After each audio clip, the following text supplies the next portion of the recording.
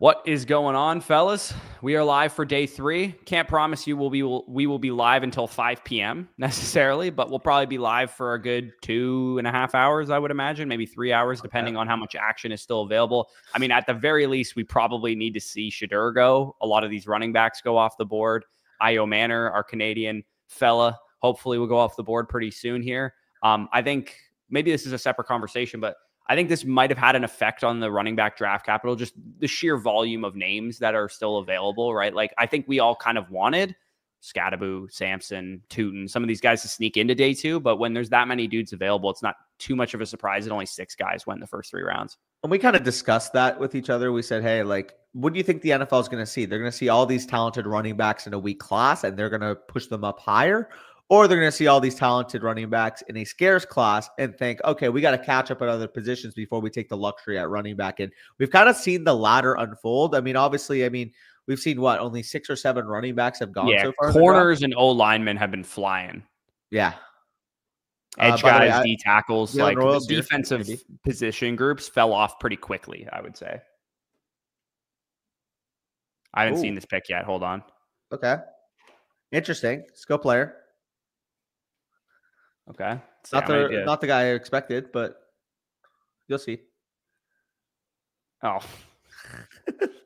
You couldn't have taken Jalen Royals? Yeah. Chimere Dike going off the board, University of Florida wide receiver is we got to make not a good pick. We got to make a card for him now. No, I'm kidding. His name. I don't think so. I'm joking. He's bad. I'm joking. It's bad when one of the stats they show on his draft card is 10 touchdowns in 4 years. Yeah. He had 10 total touchdowns in 4 years. He tested well. Congrats. That's why you drafted him. No, we didn't, Brock. We did not scout this guy. He's in the prospect model. So for those of you guys that have access to the site, you'll be able to see him in there. But to give you an idea, I'll give you the surrounding names of I'll put DK's draft capital in because obviously he scored 12 touchdowns in 5 college years, by the way. So he was projected, to give you guys an idea, to go at pick 229. Consensus Big Boards had him at 222, and he just went with the 103rd pick of the draft, which means that his FSC grade is now, let me just see where he's surrounded by. He is a waiver wire prospect immediately surrounded by Dax Milne, Robert Davis, Auden Tate, Darnell Mooney. So there's one hit there. Eric Azukanma and Calvin Austin. So we're talking about a pretty bad prospect. Eric Azukanma from the Dolphins, right? Yeah, not a good prospect. Let's just put it that way. A big time reach according to the model. Hey, you know why he went in the 103rd overall pick though? You want to know why that happened? Why? Because he had 4.34 speed, and they're like, "Hey, fuck it, let's get a wide receiver 4 that can stretch deep." I don't know when NFL teams are going to learn that like wide receiver speed is like the most useless thing of all time, especially when you have like guys like Royals and Io Manor and stuff who like ran fast for their size. Yeah, I mean, imagine one of them went here. Jacksonville, yeah. Has Jaguars, other than Hunter, they haven't addressed really any skill positions, have they? Yeah, this is also, I believe, hey, why not? Yeah. Ooh, okay. He's a bad prospect. In 6 years, he just didn't do anything. Yeah, he transferred to us and finally got involved his senior year. I mean, a year 6 breakout. And by breakout, I mean not even that productive in said year 6. Not that great. Yeah, like I think he's got NFL utility, but we're fooling ourselves if we're thinking this is a 3 wide receiver set starting caliber player. Like he's going to be like a rotational wide receiver at best. Yeah, and that's giving him respect. Realistically, the Titans have done this before, which is draft a shitty 4th round receiver who is not going to be fantasy relevant, who's athletic, which was Dez Fitzpatrick in 2022. That's what they did back then, and it's giving that. If Martinez went to the Cowboys, how many touchdowns do you think he could score in year 1? You know what? Before I start projecting ideal landing spots for any of these running backs, I just want to see someone get picked.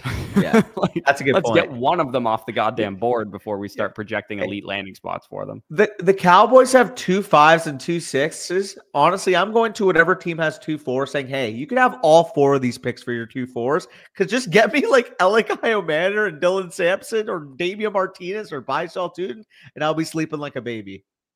Yeah. There he goes. Sorry. Yeah, I'm ahead of you, right? Fuck, my bad. I forgot I was ahead of you. But that's cool. Okay, so this is my guy.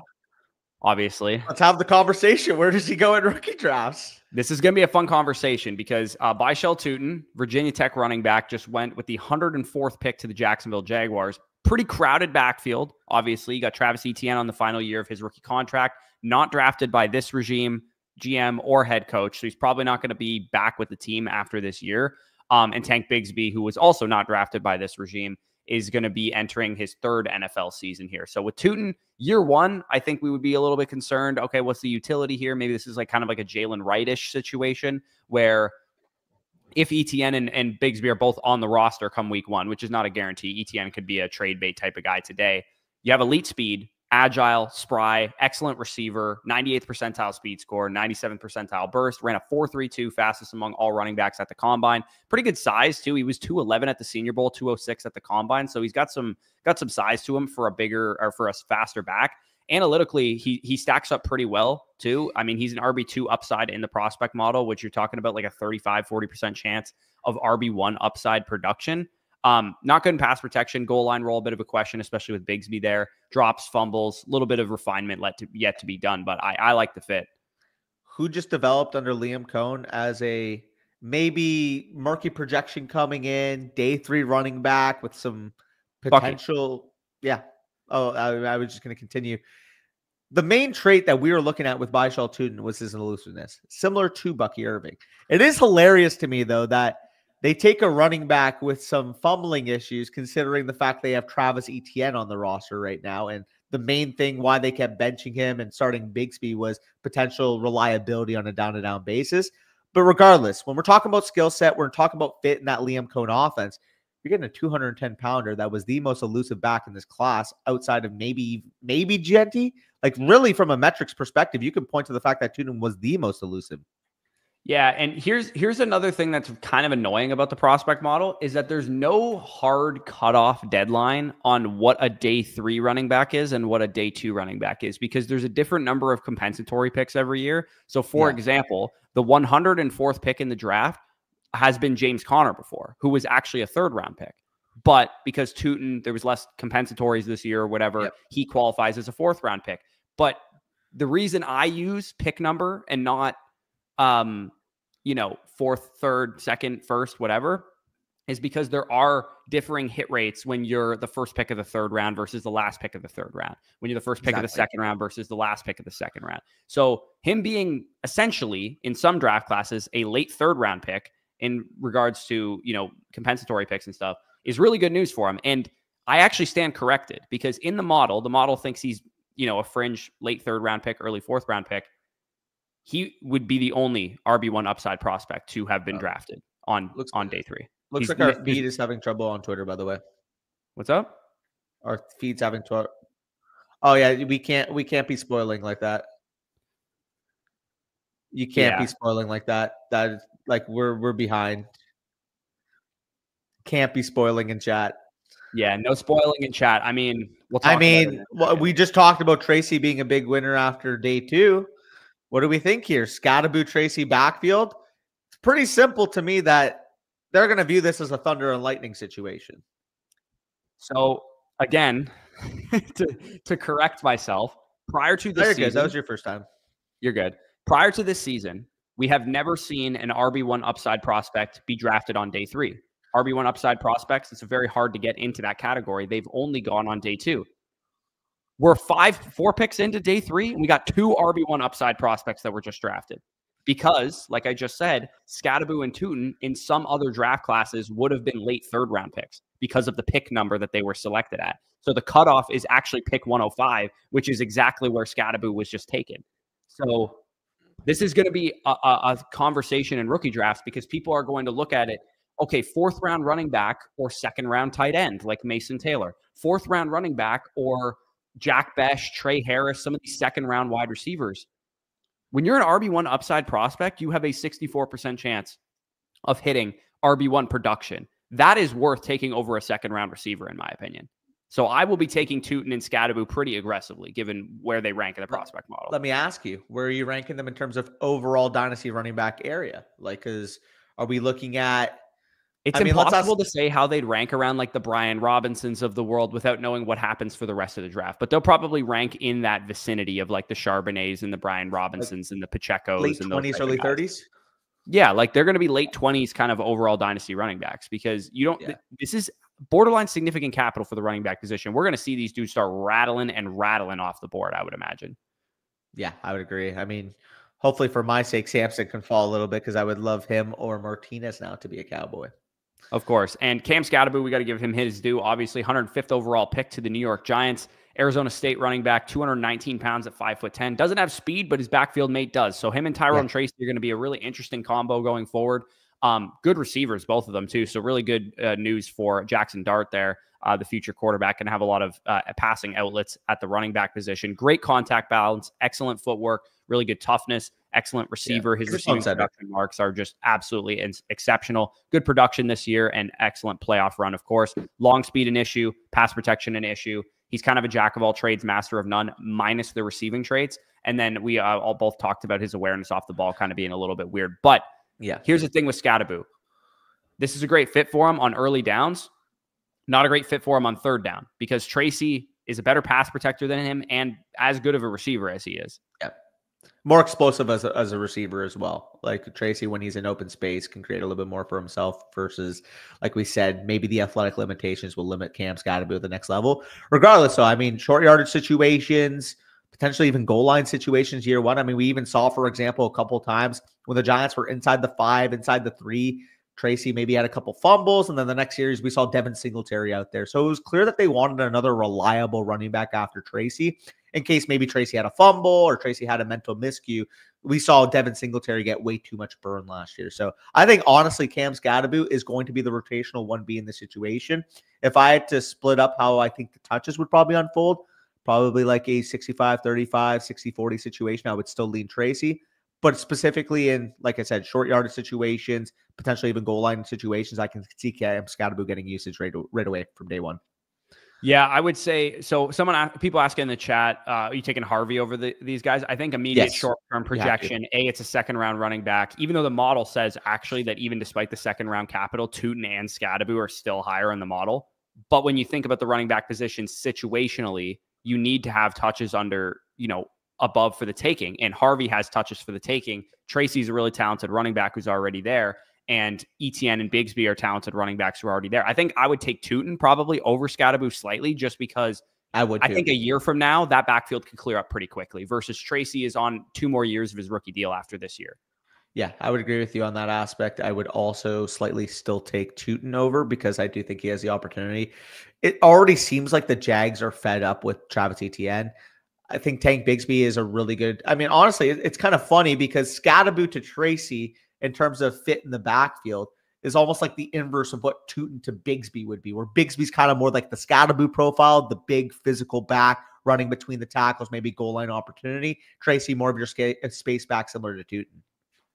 Yeah, dude, this is such an annoying part of the prospect model that there's no consistency in regards to what's a 3rd-round pick and what's a 4th-round pick. Like I was kind of just hoping that these guys would not go with the first couple picks so that they would just qualify as day 3 running backs. But now there's this murky area where, like I said, James Conner, there's been 5 running backs taken between pick 100 and pick 105. Sometimes that's an early 4th-round pick. Sometimes it's a late 3rd-round pick. Alexander Mattison was pick 102 a couple years ago. He was a late 3rd-round pick. Nyheim Hines, 104, was a 4th-round pick. James Conner, 105, was a 3rd-round pick. So it's all over the place. Let me ask you something real quick, by the way. You taking Jalen Milroe or either of these running backs? I think if it would depend on my roster. If I was a competitive team looking for some juice at the running back position, I'd be cool taking the running backs over Milroe. If I was, a team with looking for some quarterback upside, needed a 3rd quarterback, something like that, I would take Milroe. But I think that's probably where the tier is going to be. Yeah, I think that's reasonable. Man, we're going to, if you have a ton of seconds right now, those running backs going off the board right away is exactly what you want to see. We need these running backs to fly off the board so that you can rationalize spending a 2nd rounder on them. Hopefully they get the capital here. More of them come off the board. The Raiders took Genty, but the Bears, I don't think have taken a running back yet, have they? They have not yet. No, DeAndre Swift is still saved, although I would pretty much expect one to be off the board here at their next pick. Damian Martinez would probably be the back that would fit the most. to be the David Montgomery, and you have Swift in space. Yeah, Martinez would be fun. There's a couple other thumpers that are still available too. They could go with like a Raheem Sanders or an Ollie Gordon as well, potentially. Also, I don't think it's outrageous. Somebody said, yeah, I want to take Harvey at 110. Again, it's the 60th overall running back to a really, really ideal landing spot with a 3-down skill set. Again, a little rich for my blood because I do still would personally prefer Caleb and the 2 tight ends. But someone said they had Harvey as their 110. I don't think it's outrageous at all. No, I think so. Yeah. Again, I'm relying on the prospect model hit rates, and I'm saying Caleb Johnson over RJ Harvey. Last night I may have said something different. I'm not sure, but after some reflection today and looking through and putting these guys into the prospect model, again, the difference between an RB1 upside prospect and an RB2 upside prospect is 64% chance of RB1 production versus 30% chance of RB1 production. 71% chance that the guy post year 1 of his rookie season or later, 71% of the time they peak as RB1s in Dynasty, 30% of the time an RB2 upside prospect does it. So the difference between Harvey's level of prospect and Caleb Johnson's level of prospect is pretty significant. And also, to my point that I just made, Scatterboo and Tootin are also RB1 upside prospects. So they're going to need to be priority targets for you guys in the mid-second round. I get the landing spots are murky right now. I think the Tootin one's a little bit better because it's a great scheme. Like, I mean, we just saw Bucky Irving, who wasn't really that great of a prospect. He was a solid prospect, just have a monster year in this scheme. For sure. So Tootin's going to be the guy that I'm aggressive on. He was also my RB6 pre-draft too, right after Caleb Johnson. So I thought talent-wise, he definitely should have been coming off the board soon. Yeah, and now I'm just praying that it's Dylan Sampson in the 5th round to the Dallas Cowboys because there's no reason why Scatterboo. See, I disagree. Tracy's good, man. I think these guys are going to cannibalize each other to some degree. Similar draft capital. Like I said, I think Scatterboo's going to get some valuable touches. I'm not saying Tracy doesn't get affected by this. In fact, I think a lot of other running backs in this spot instead of Scatterboo, I would have preferred for Tracy specifically. But Scatterboo's here. Scatterboo is going to get physical touches. Scatterboo's going to get the touches on 3rd down, on 4th down, potentially, like I said, in the goal line situation. But Tracy is inherently a better pass blocker and better in space. I think he's going to have that 3rd down role, and I don't think that's a hot take. I don't think that's he's a better pass blocker for sure. That early on in his career, Scatterboo's, he's probably not going to be heavily involved as a receiving back. And again, thinking in terms of contracts and whatnot, Tracy was just drafted last year. He's going to have this year, next year, and the year after to be involved in the offense. So that's kind of murking the situation up for Scatterboo. He also is a great, like, realistically, from an NFL standpoint, it is a great 1-2 punch to have. You got one guy with great speed, really good explosiveness. You have one guy who's, hammer up the middle of the field. Like, it is a really good situation for the Giants to be able to run the ball effectively. It's just the problem is it's going to be a bit of a headache for fantasy. Okay. Dante Thornton Jr. for the Raiders. Okay. You could pull up his urine prospect card in a second. It's not good. It's not good. Here's the other thing about Dante Thornton was just the selection of the Raiders at 108th overall. Spicy did say, can you make sure to shout out the Raiders pick because he's on the road. Dante Thornton, wide receiver of the University of Tennessee. You can see there, he is not a highly rated prospect. Look at the role. Both of our wide receiver 25s in the class. Equinemius St. Brown was both of our 26 now, by the way, because Tesla. Yeah, 26 because we had to add Tesla into the model or into the player cards. These, by the way, are all in the draft guide. So if you guys want these, once they're updated post-draft, that's in the draft guide, flockfantasy.com, link down below.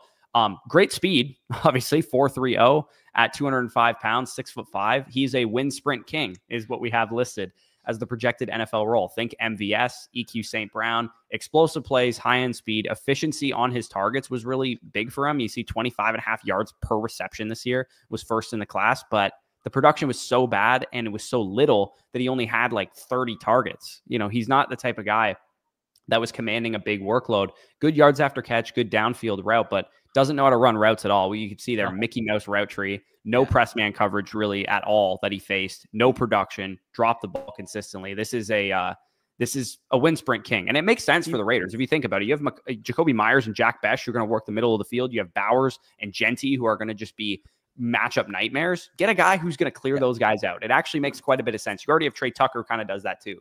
For fantasy, we do not care about him. Let's get that straight. You are not drafting him in your rookie drafts. He does not matter. For the NFL, though, wide receiver 4.5, 4.3 level speed, 6'5 frame. Like, I can see why the NFL would value this guy just to create space for other better pass catchers on the field. Yeah, if Al Davis was still alive, this guy would have gone 6. Also, yeah, this is the Bill traded a 4 and 5 to go up and get this pick, by the way. This Could be a running back potentially. Could be a wide receiver too. I would love Alec Manor here. That would be nice. That would be nice. I'm not going to lie. Dylan Sampson. But to do the thing, the Amon-Ra, this is good for Amon-Ra meme. This is Dante Thornton being the pick for the Raiders is great news for Brock Bowers and Ashton Genty. Let's just put it that way. Yeah, that's going to create all the space in the offense. He's going to be running 45 yards every play. Everybody else is going to get open because of it. Yeah, great fit. And same goes for Besh and Myers too, because those guys can command targets over the middle of the field. I actually, the Raiders build a nice little offense here. I think Thornton doesn't make a whole lot of sense for a lot of teams, but he does kind of make sense. Like Alec Pierce, I think, is a decent role that you'd have in mind for a guy like Thornton. Just let him run wins down the field. Receiver. And Alec Pierce developed into a half decent receiver. Like, dude, this year, I think he had like 850. Didn't he lead the Colts in receiving? Yeah. And he had like 9 touchdowns or something like that. Yeah. And to answer Prophet's question, because he asked earlier, when are we going to get the prospect model stuff? Running backs to target and avoid, going live tonight, fellas. 7, 8 p.m. Whenever I get it up finished, I have the whole sheet done pretty much. I just need to get the draft picks of the guys who are going later in the draft. So that video will be live tonight. Wide receivers to target and avoid will be live tomorrow. In the morning tomorrow, probably, we'll have top 24 tier list as well. So you're going to want to keep it tapped in here. We'll have you guys way ahead of your league mates. You get running backs to target and avoid, wide receivers to target and avoid this early. It's going to be great. Elic, by the way, ELIC. Also, hey, that makes sense for the Bills. Of course, they traded up for a defensive lineman. Yeah. And to give you guys an idea, by the way, running backs to target and avoid and wide receivers to target and avoid came out 2.5 weeks after the draft last year. I'm not fucking around this time. It's coming out tonight and tomorrow. And then the tight ends will be on Monday or Tuesday? Like we're legitimately getting you guys quickly, so you can maneuver your drafts around the board, trade back, trade up, whatever you need to do to secure the prospects that are the tier breaks. And I'll make sure at the end of each of these running backs, wide receivers to target and avoid, that I talk about some cross positional stuff as well. Like, hey, these prospects need to be like high end first round picks, mid first round picks. You need to be taking them over these names at wide receiver, etc. for each video. Yeah. Well, we'll say it right now. You guys are in store for quite the week of content that we have planned. Let's just you and I need to probably sit down, Danny, and actually schedule out everything. That we're going to be double uploading probably every single day for the next week, just because we want to get you guys ahead of your league mates. Yeah, for sure. The tier list, the best fits, everything, all that shebang. Yeah, rookie mocks, rank. If you like, our rankings will be up to date too. So if you guys are site subscribers, you'll have all that stuff. But and the prospect model stuff I just sent to the devs today, all the day 2 wide receivers and running backs will be in there. Tight end model coming very soon to the site as well. Hopefully by this weekend, early Monday, we'll have the tight end model onto the site that you can tinker with. And that hasn't been I just finished that like 3 weeks ago, so it hasn't even been on the site yet. So yeah, there's gonna be a lot of fun. Gonna be a lot of fun this week. Yep, for sure. Jets on the board here. I mean, if they take a running back, is Breece on the move? Hopefully to the Cowboys. I mean, they can have our 2 5th-round picks. They better take Alec here. They better take Alec here because he has never been more of a Lion in his life. And the next best thing is the Jets scheme that are going to run Lions offense. Dude, Alec would be perfect for the Jets here. Please take him. You're not wrong. Also, did you see the report that came out that if Joe Douglas confirmed in the draft where the Lions traded up to 12 to get Jahmyr Gibbs, if he was available at 15, a year after taking Breece Hall, they would have drafted Jahmyr Gibbs. Really? Overall, yeah, that was the year they drafted Will McDonald for our purposes. Could you imagine? This is our Christmas, Big Dog says. Jahmyr Gibbs, Breece Hall, timeshare backfield. Why do NFL teams need to disagree with us? Why can't they be like, okay, these are the best 6 or 7 running back landing spots. Let's drop the best backs in this class at each one of them. And these are the running back landing spots where you got an older guy. Let's drop this guy who's going to be ready by year 2 into that landing spot. Like, for example, like Tootin going to like the Texans would have been ideal for him because he gets to play behind Mixon for a year kind of thing. Jaguars are pretty ideal though. Jaguars are great. Yeah, it's an excellent schematically. I don't think you could have found a better fit for him. Dude, they did a little bit of work on the offensive line. You had Travis Hunter. You have obviously BTJ on offense. I mean, Tootin has the opportunity to actually be injected into like a top 10 to 12 level offense if this thing works out, which I think it will. Yeah, the thing that people will have to kind of see the forest through the trees a little bit on is ETN could be gone after this year. Maybe not even by week 1. What's the percentage chance ETN's even on the roster for Jacksonville? They could trade him today. They could trade him later on in the offseason. Like, it's possible that they're viewing Tootin as the replacement for ETN. Was he on his franchise tag this year?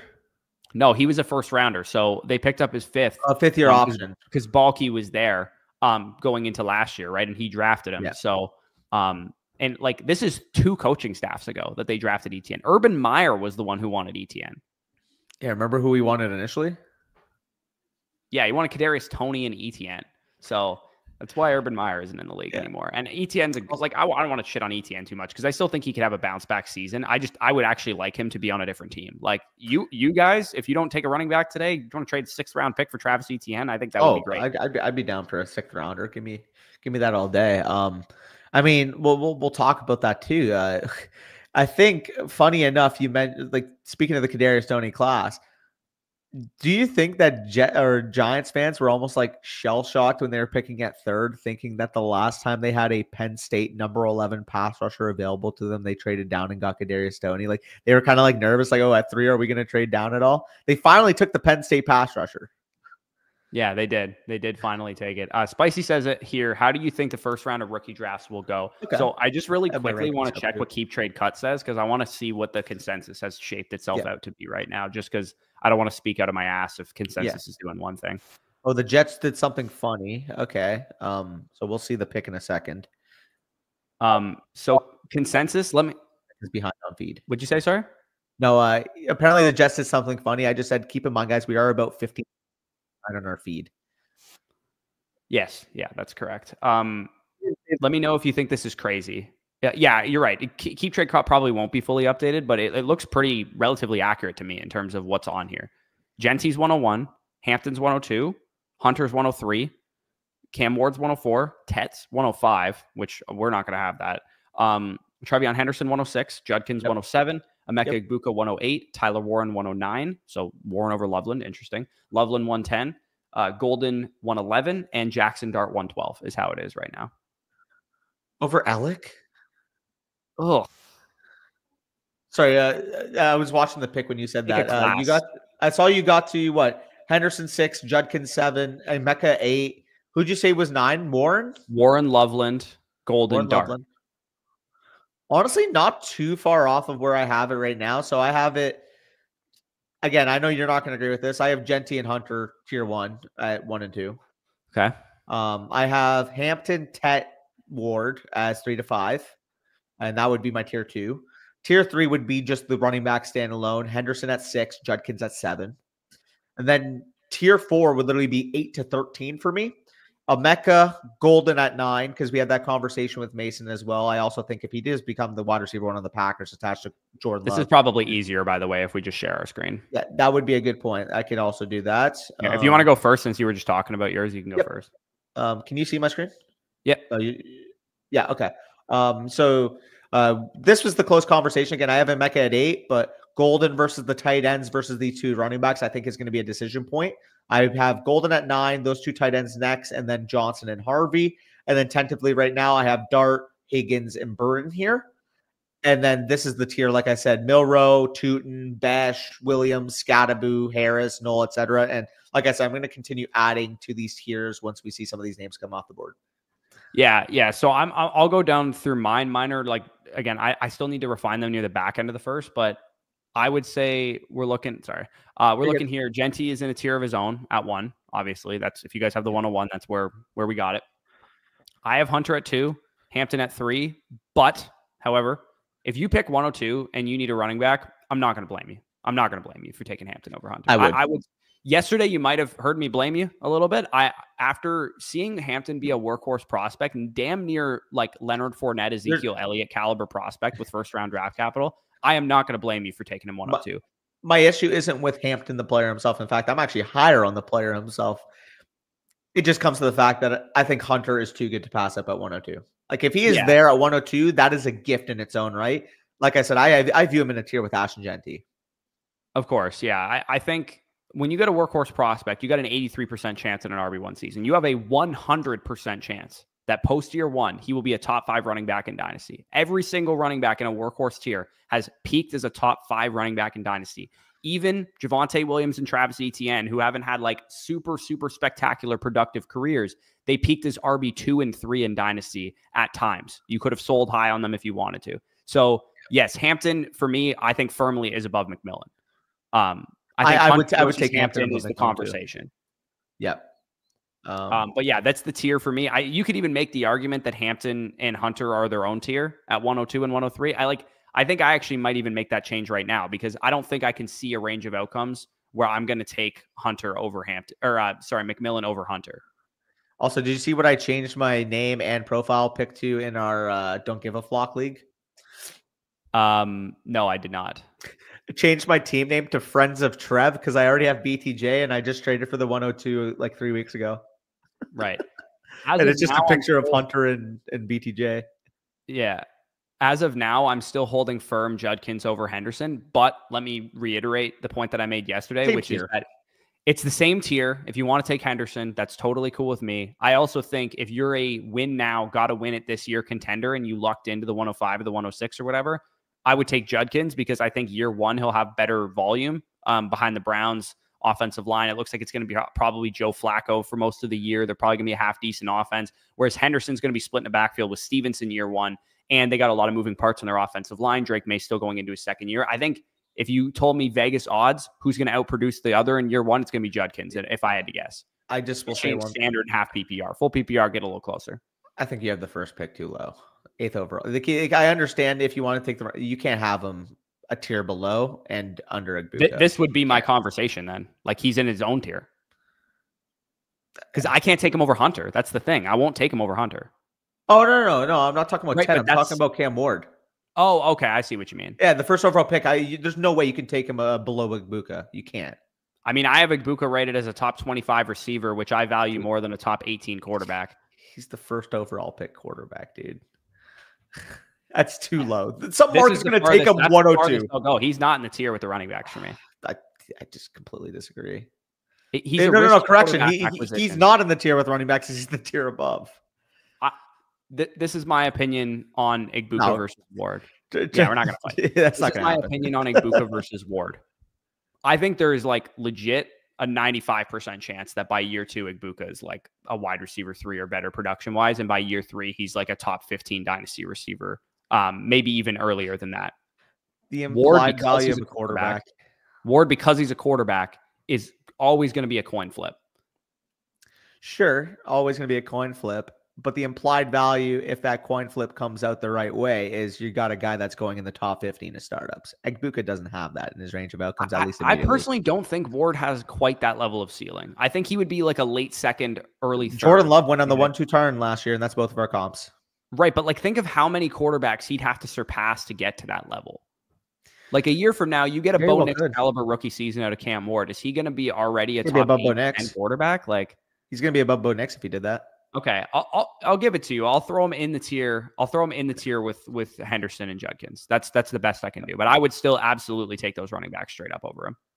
Yeah, I wouldn't, but I think that's a lot more reasonable. And then these two guys, Egbuka and Golden, for me are pretty clearly that, like, obviously there was opportunities for other players to get here. Dylan Stutzman, Danny Stutzman, sorry, not Dylan. The pick there. Emeka Egbuka and Golden to me do you have any disagreements here? Do you think that there should be guys in this tier?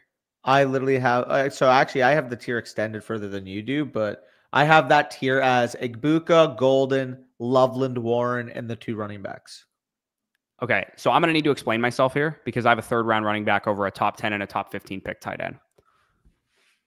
In half tight end premium, full tight end premium, very easily taking the tight ends. I'm ranking this in non-tight end premium, kind of assume, or it's a tight end market like you and I play in where tight ends don't really get pushed up the board, generally This speaking. is the best way you can explain it. This is more of me being high on Caleb Johnson than low on the tight ends because Caleb Johnson has the opportunity to be an RB1 workhorse.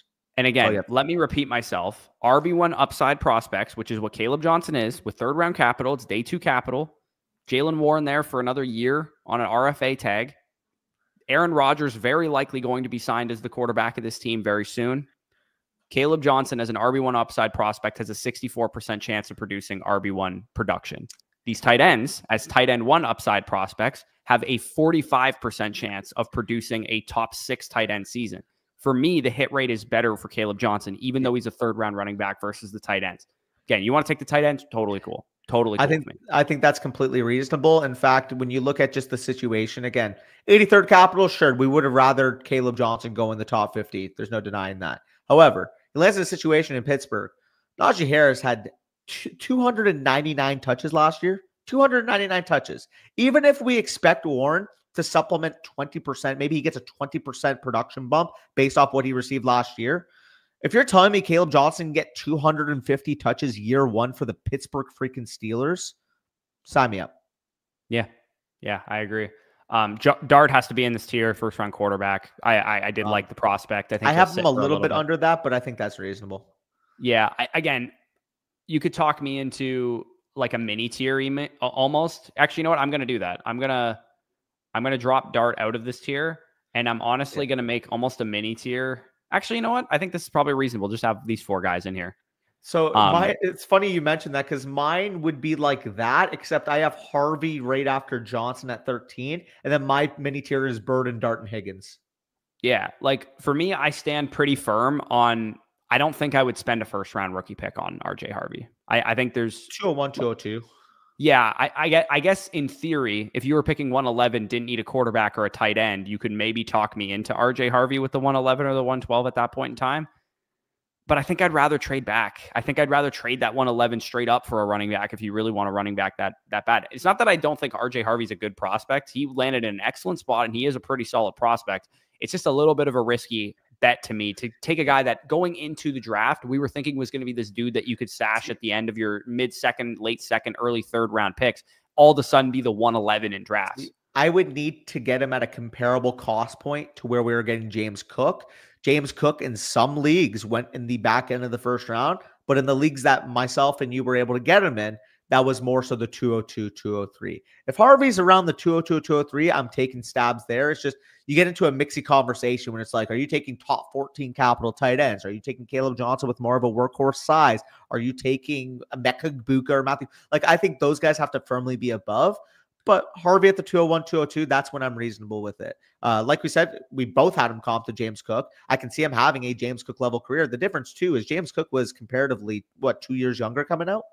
Yeah, I think reasonably, too. Like, you could, again, I just made, like, these are going to be fluid as hell. Like, let's another thing, dude went 60th higher than Benson, I believe, was an early 2nd for both of us as well. So Harvey's he was. Range. And I had a higher grade on Benson going into the draft. So, same. I mean, obviously the landing spot appears to be like a wide open backfield for Harvey, and it's in a good offense, but I can't get much higher than this. Yeah. 13 is the sweet spot for me as well. In fact, that's exactly where I have him along with you. The other thing Higgins, I will actually point as Higgins well. And Burden I threw in this tier too, because I think you're getting pretty rock solid wide receiver prospects here. My question now is there a tier break, let's say, between Higgins and Burden? And Dart, I'm going to just say for sure is definitely above. Do Higgins and Burden belong in this tier, I guess would be my question. Or is this a mini tier of just Harvey and Dart? I burn above Dart. It's fine if you can't get there. Again, I was higher on Burden himself than you were. So it makes sense.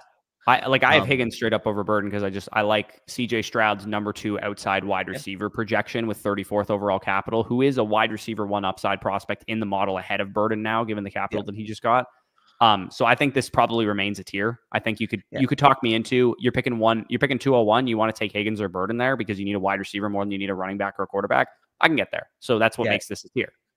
Yeah, I think that's fair. Again, with Burden, it's a lot more of an implied value play. Like you said, the immediate opportunity versus Higgins is going to get more immediate opportunity. Like, I'm not even, as a Burden stan here, not denying the fact that Higgins should see the field and see significant snaps at an earlier point than Burden will. The thing is, I'm looking at the long-term projection with Ben Johnson, with Caleb Williams, a guy that, I mean, we don't have to rehash yesterday, a guy that I have as my dynasty quarterback 5.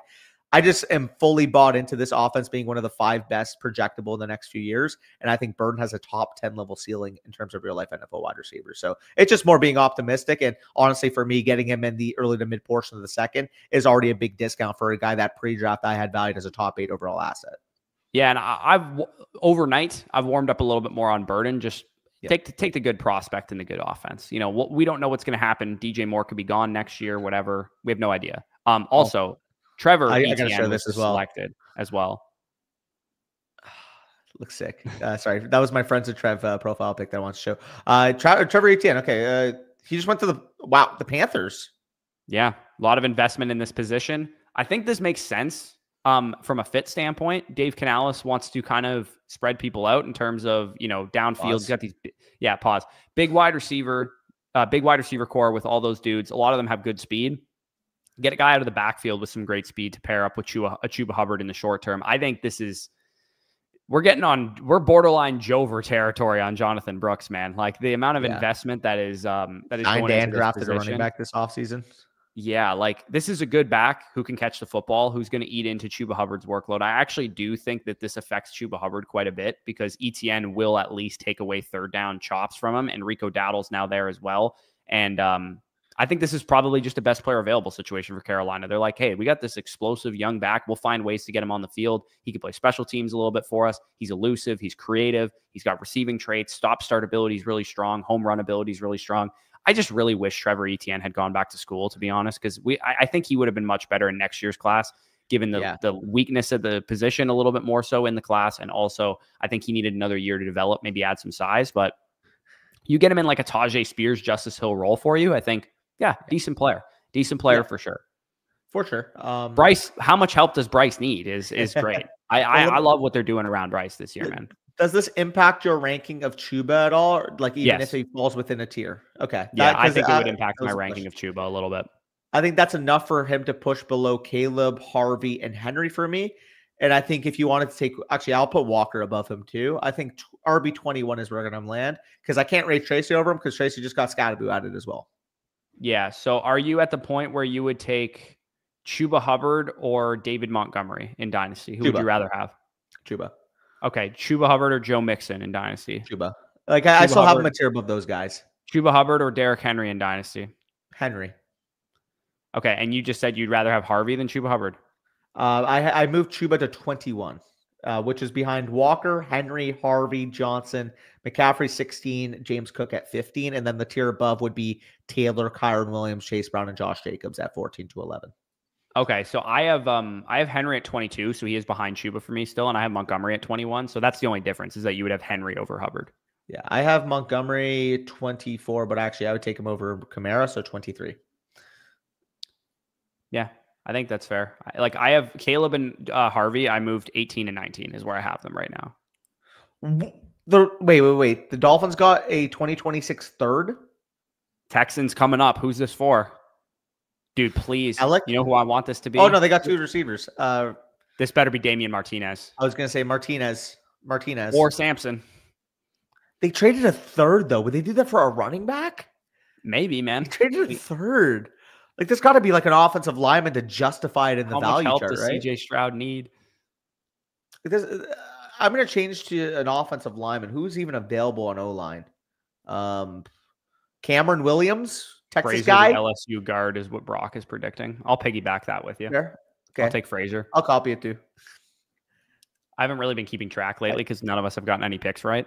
I'll take Frazier as well because he's an interior guy, and they already took a tackle in the first round. The other guy that makes sense would be Embo. I just realized he's available too. Can we have this conversation in this territory really quick? Yeah. Who's the head of this tier? Like I haven't totally sorted this out yet, so don't mind. I have Milrow as well up there. Here. Is Milrow the head of this tier, you think? I have him there right now, yeah. I think I'm going to put Tootin ahead of him. They're 17 and 18 for me. I don't think that's outrageous. I honestly think 17 to 23, depending on what you need. If you're a rebuilding team, you take Milrow. If you need some production, maybe a Tootin, a Scatterboo. Obviously, I'm assuming you have the other four wide receivers of Besh, Williams, Harris, and Noel in that tier as well.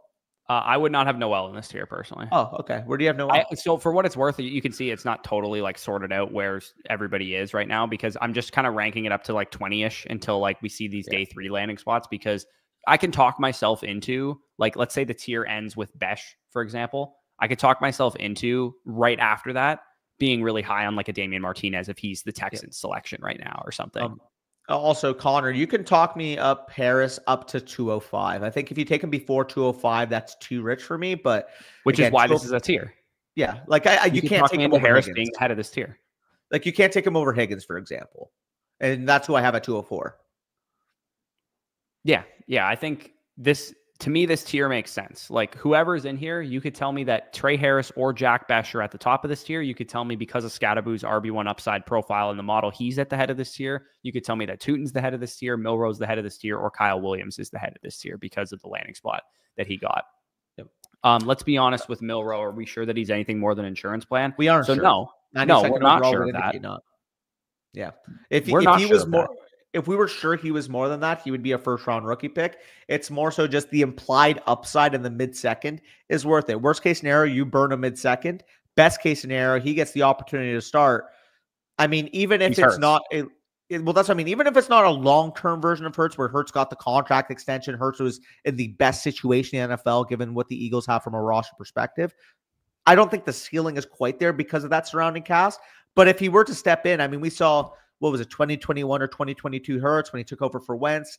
That was really before he started establishing himself. I think it was at the end of 2021, if I'm not correct, or if I'm not mistaken, correct? Yeah. And if you think about like some of the recent second and third round quarterbacks that have gotten at least opportunities to play, you think of Davis Mills, you think of Desmond Ridder, Malik Willis, a brief period of time there. Even though they had Tannehill already, he got a brief opportunity to play. That's kind of like a pretty similar situation as Malik going to a situation with Tannehill. Darnold kind of like the Tannehill of that situation. I think we'll know by the end of year one what they really think of Milroe. And based on what I know about Milroe, how he works and how he's a great teammate and all that kind of stuff, I think we'll start to see rumblings of. I did see that. Yeah, the Rams making that some aggressive trades. We are. I think the running back run is coming here. Samson. The fact that Milroe is going to be in the building, they can see him develop, getting better as a passer, learning from a guy in Sam Darnold who had a lot of expectation on him when he came into the league, probably teaching him a thing or two here and there. I think that by the end of year one, we'll know what the Seahawks think of Milroe. Is he a long-term option for them or is he not a long-term option? And also, how does Sam Darnold play? If Sam Darnold looks bad and doesn't look like he's worth his contract, then we might even see Milroe this season play games. So two things, by the way. First one, Ron, when the Jets took Arian Smith, you're fucking kidding me. Over all these wide receivers, he's having a nice little crash out. So shout out Ron. That was funny. The other one, this is tweeted from like those like burner accounts on Twitter? Yeah. Burner account on Twitter tweeted out, those fat Italians are going to love Scadaboo. Oh, yeah. Speaking of running backs, we did just get a selection of Woody Marks to the Houston Texans. I would say, generally speaking, this is pretty good news for Joe Mixon because them adding a pure receiving back versus somebody like a Martinez or somebody like that would indicate that they were ready to move off of Mixon at least 1 year from now. Woody Marks is that. He is a pure receiving back, 5'10", 207 pounds, excellent receiving traits. My comp, Myles Gaskin, your comp, Giovanni Bernard. Receiving route tree is full. He can run every route in the book. He was a 5-6 year college player, so he's 24 years old, but he's a plus pass protector. He has refined instincts as a receiver. Very pro ready is what I wrote there in the strengths, but he is old, doesn't have the best elusiveness inside the tackles there. Refinement. I was a little higher on that for you than you. Yeah, like limited. I think he's a limited runner. You're not going to want to give this guy more than 5 to 7 carries a game for sure. They gave up a 2026 third for him. Yeah. Oh, my guy. Yeah, that's good news for Kyron, in my opinion. That's fun, though. That's a good spot. All right, now let's have this conversation. Jarquez Hunter was just the selection at 117th overall to the Los Angeles Rams.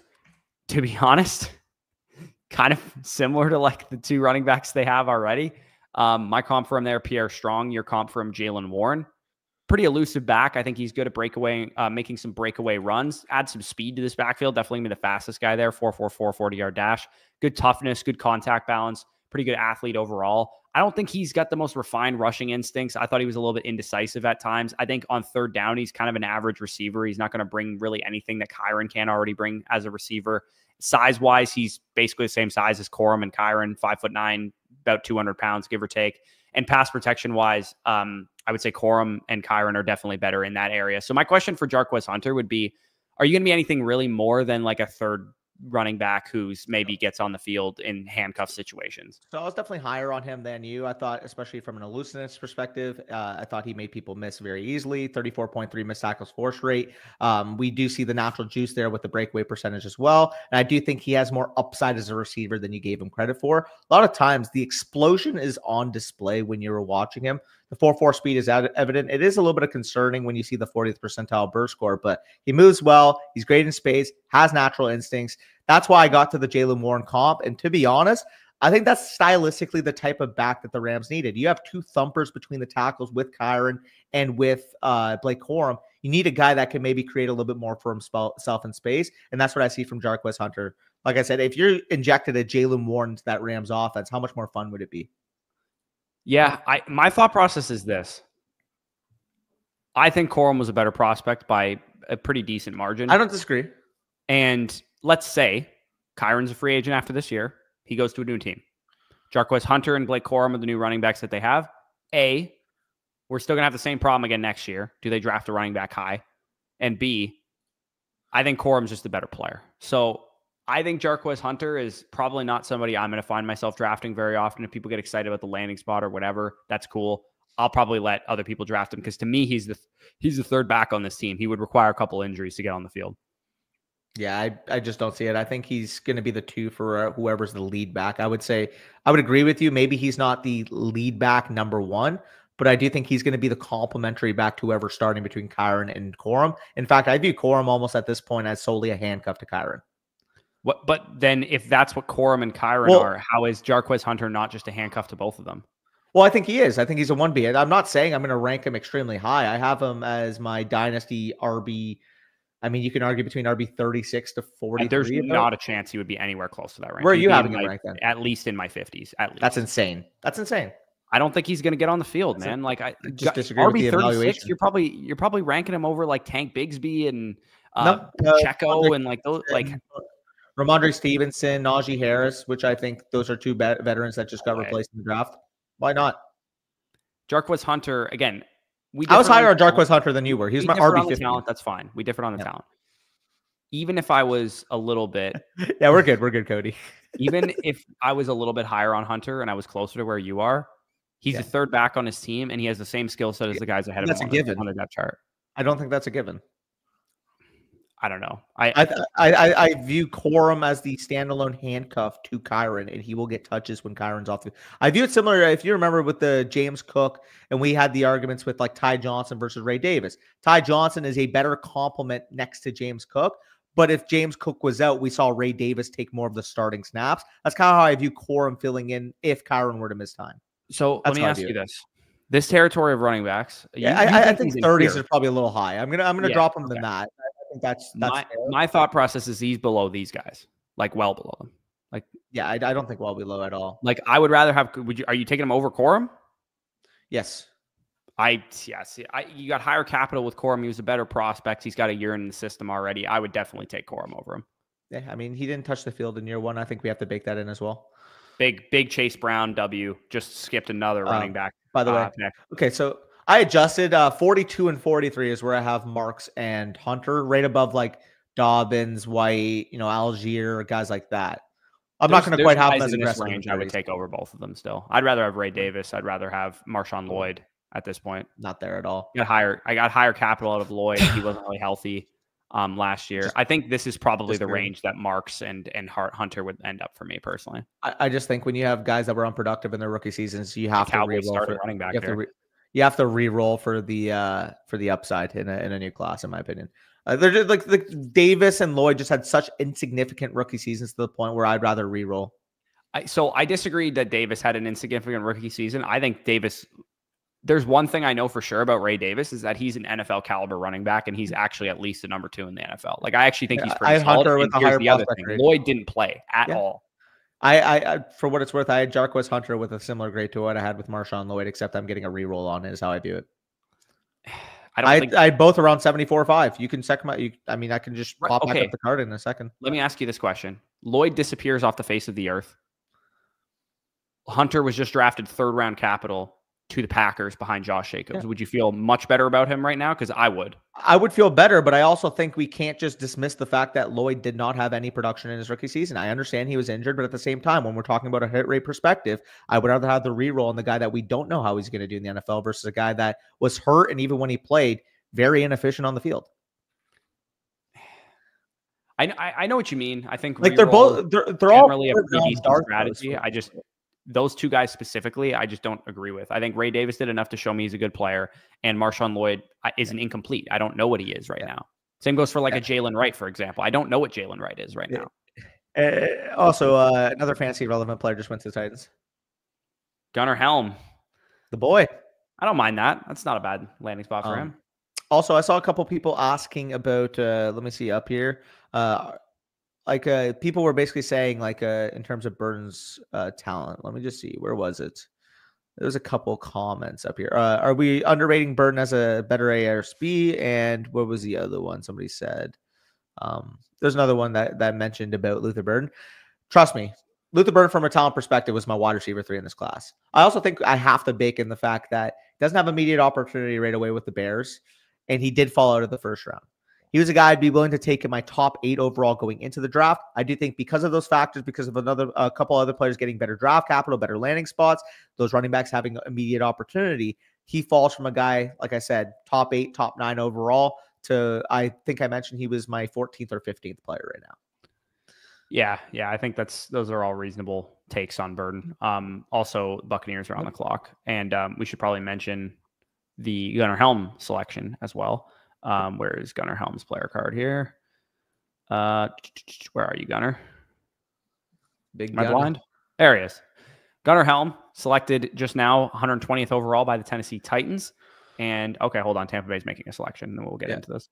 Also, I'll point this as well. The main difference for me, especially considering I had both of them with the exact same grade, draft capital and the age of the receivers ahead of them. Yeah, capital. Yeah, even if you were like me and Danny and you differed on the talent level, I think capital and receivers of the age there. David Walker, edge, Central Arkansas. Okay. Small school edge with some upside, I would assume. Yeah, I think they want a linebacker, but that might be a free agency post June 1st type of situation for them because there's just not any good linebackers in this class, to be honest. That is a thick dude, 6'1", 263. Buddy is a tone setter. There, we got our Anthony Nelson. We draft one of those guys every single year. I'm not surprised, monster bull rusher, if he's just a tone setter like that. Yeah, for sure. All right, Gunnar Helm, tight end of the Tennessee Titans, was just selected 120th overall to the Titans. Chigakonkwo obviously there already, but he hasn't really worked out from what we thought he once could be. Gunnar Helm had a pretty bad athletic showing, 4.8, 4.40, but he did kind of sprain his ankle and busted up pretty good there. So I think on game film, he's probably more like a 4.7 guy than a 4.84 guy. Jake Ferguson was my comp. Dalton Schultz was your comp. So kind of the Dallas Cowboys prototype tight end. Solid hands, pretty good after the catch. Definitely an inline tight end, which is something that maybe Jake has struggled with a little bit. And toughness. And the 2024 production was pretty solid too. So sketchy thing about him is that he didn't really produce a whole lot. Again, he had good excuses. Xavier Worthy, Adonai Mitchell, Matthew Golden, Isaiah Bond, tons of NFL talent, including Jatavian Sanders, who was a 4th round pick to the Panthers last year, ahead of him at his own position. Blocking issues. I thought there was some inconsistency there in terms of functional strength. He is a little bit thin. 241 at 6'5" is not like necessarily the prototype. You want to probably be well over 250 if you're going to be an inline tight end. And testing, like I said, poor.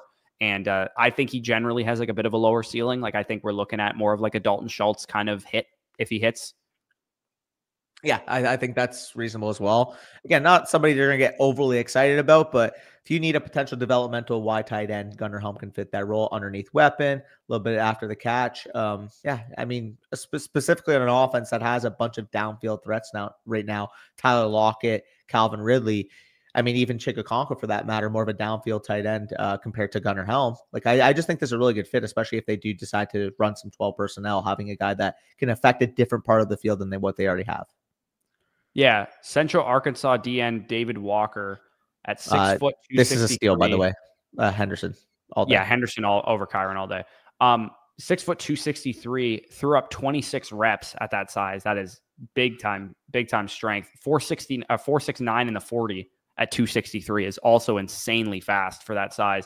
20-yard split of in the 81st percentile, vertical of 35 inches too at 263, and 3-cone drills very solid as well. 7-point or agility drills very solid. Short shuttle 439, which is 75th percentile, and a 7.15 3-cone, which is 79th percentile. And at that size, those are pretty good athletic testing. So good common Jason Light W right there. Also, I'm looking back at my prospect card. I actually do have a higher grade on Hunter than I did Lloyd last year.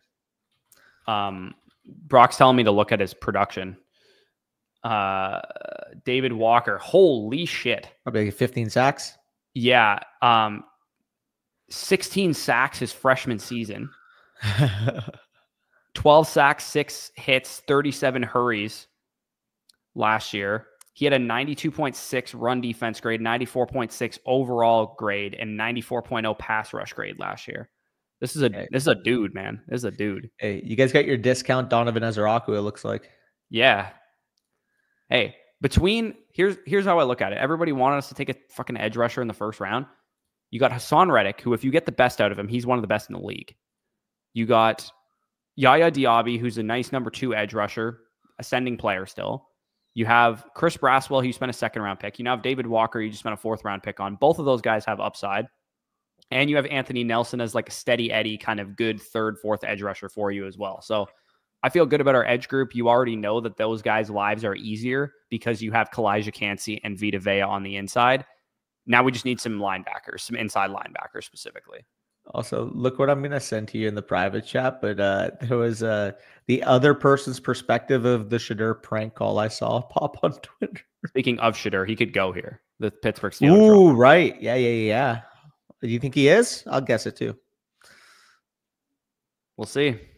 Yep. Probably have somebody announce this. Would you guys rather have Bucky or Cam Ward? Let's have the conversation. Bucky or Cam I'd Ward? rather have Bucky Irving. Let's see where I have them both respectfully. I'll take top 8 running back over top 18 quarterback any day of the week. Steelers selection.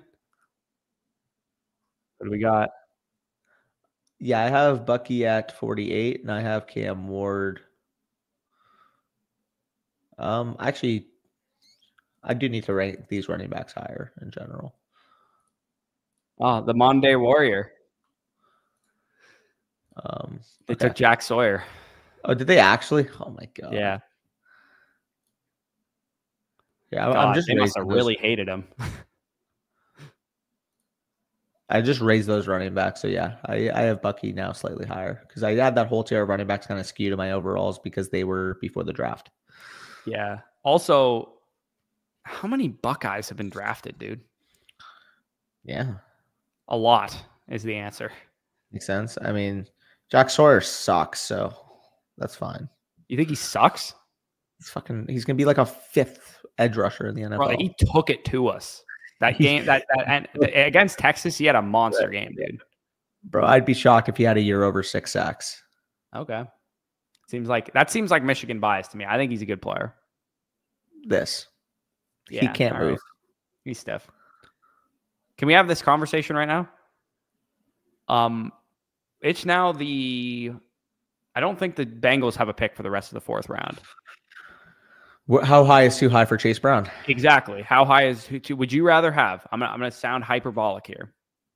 Would you rather have Chase Brown or Breece Hall with the state of affairs that we got right now? Breece.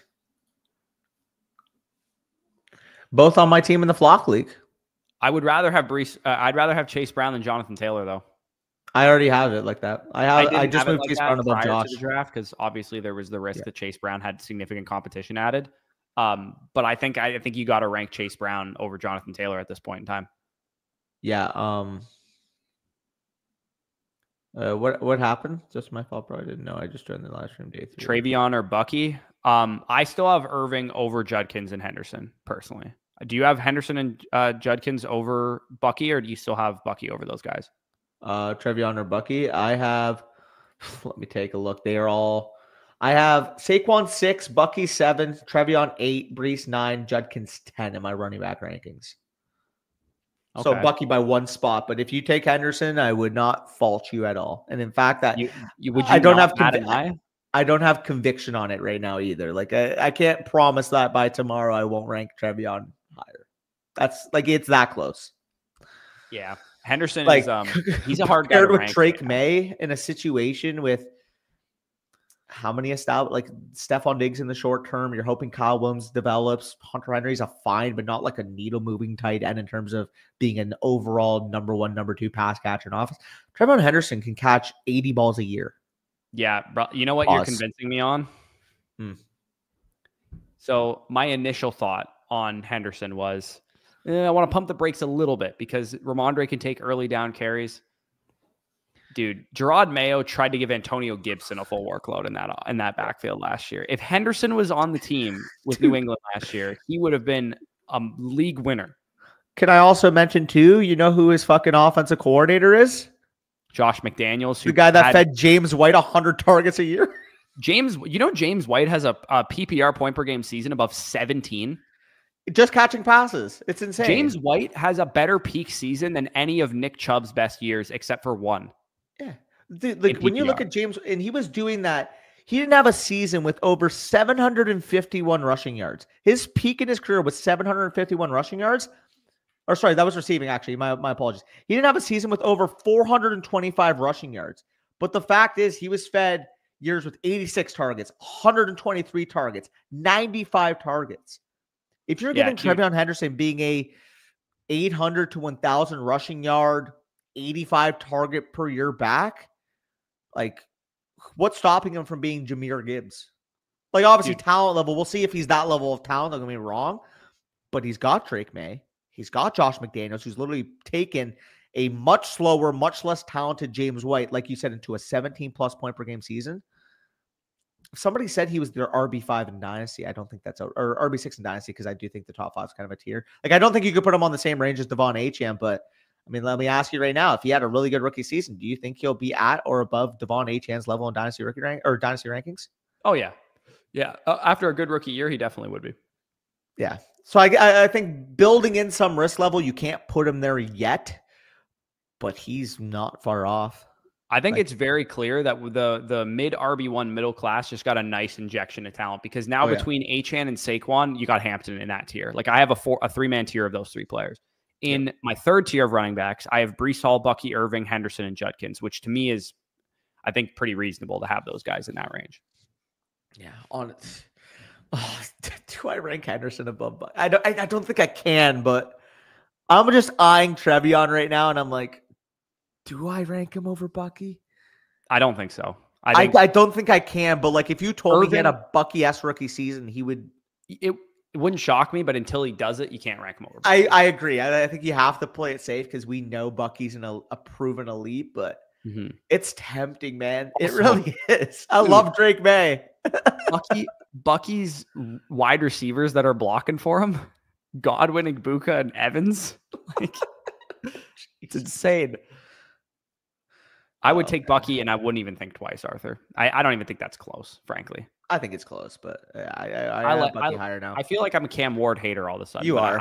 I feel like we need to come down. The second somebody gets first overall draft capital, which we knew the whole time, by the way, about Cam Ward. He was going first the last 3.5 months.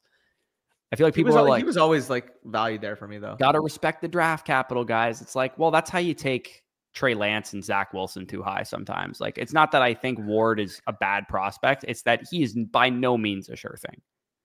I don't disagree. I think Henderson and Judkins at running back are way better prospects than Cam Ward is at quarterback. So let me ask you this. If they all hit their 90th to 100th percentile outcome as rookies, who will be valued higher in the dynasty market? Well, here's the thing. The answer is probably Ward, but no, it's definitely Ward. Dude, if Ward hits his 100th or 90th percentile outcome, he'll be a top 6 startup pick, top 7 or 8 startup pick, right? That's probably where he goes. If Henderson and Judkins hit their 90th, 100th percentile outcomes, they'll be like RB2 or 3 in Dynasty. They'll still be like early to mid-second rounders. I don't think you'd rank them above Bijan, Genti, or Gibbs. So they'd be RB4-5, which RB4-5 we see as third-round startup picks. Okay, they make that group a tier at the very least. Fair. Like, so you're talking about a first-round startup upside versus a third. Again, like, I don't. You're pretending that's an equidistant possibility of happening, and to me, that's not that's not true, because I think Tennessee is still quite a bit away from being a good team. I think Cam Ward, relatively speaking, if he had a CJ Stroud like rookie season, would be really, really, really unlikely given the strength of prospect that he was. Yeah, I mean, we'll see what ends up happening. I mean, I had a better grade on Cam Ward than I did Bo Nix. Bo Nix is being drafted at I the didn't. end of the second, early third. I mean, at the Yeah. very minimum, they were very actually. Didn't you? Didn't you No. have Ward with a slightly higher grade? No. No, I'm What pretty you sure I have? had What did you have on Nix and pull up Ward's player card? 84.5, I think is what I had on Nix. You had an 83.0 on Nix. What did you have on Ward? Here, let me look. They might be the exact same grade for what it's worth, but I thought I had a higher grade on Nix. Yep.